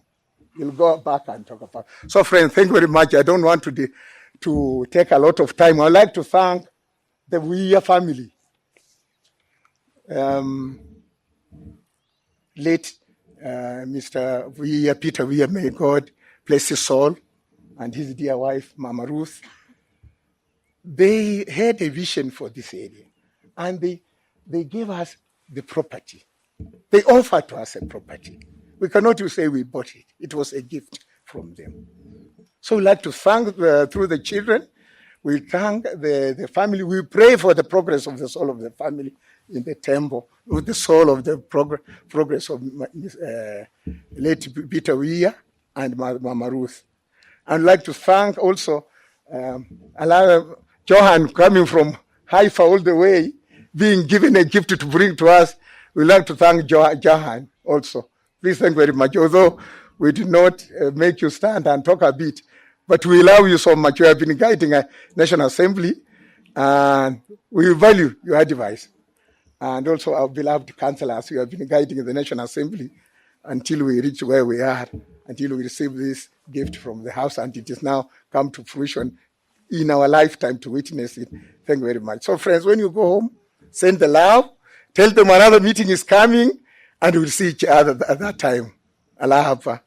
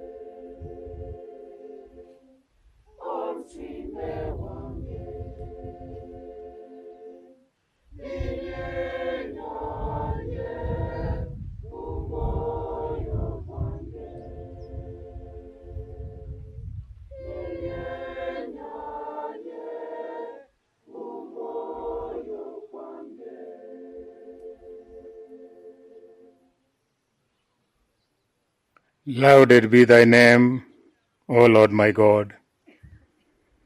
I entreat thee by thy name through which the hour has struck, and the resurrection come to pass. And fear and trembling says, in all that are in heaven and all that are on earth, to rain down out of the heaven of thy mercy the clouds of thy tender compassion. What will gladden the hearts of thy servants, who have turned towards thee and helped thy cause? Keep safe thy servants and thy handmaidens, O my Lord, from the darts of idle fancy and vain imaginings, and give them from the hands of thy grace the draught of the soft flowing waters of thy knowledge. Truly, thou art the Almighty, the most exalted, the ever forgiving, the most gracious. Baha'u'llah.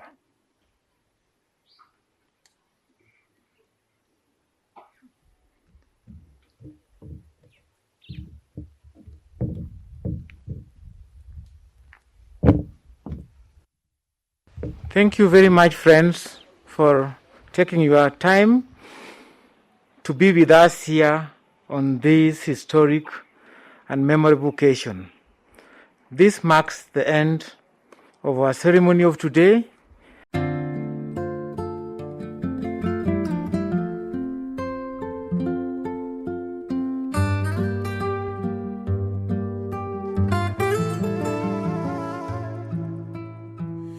Let your heart burn with loving kindness for all who may cross your path. Let your heart burn with loving kindness for all who may cross your path. Acha moyo wako uwake kwa wema, kwa wale wote wanaweza kupita njia yako. Acha moyo wako uwake kwa wema, kwa wale wote wanaweza kupita njia yako. Here are the ways of one sea. Here are the leaves of one tree. Here are the ways of one sea. Here are the leaves of one tree. Dejad que vuestro corazón se encienda con amorosa bondad, con amorosa bondad hacia todos los que se crucen en vuestro camino. 要让你的心为所有你遇到的人燃烧出炽热的爱火，要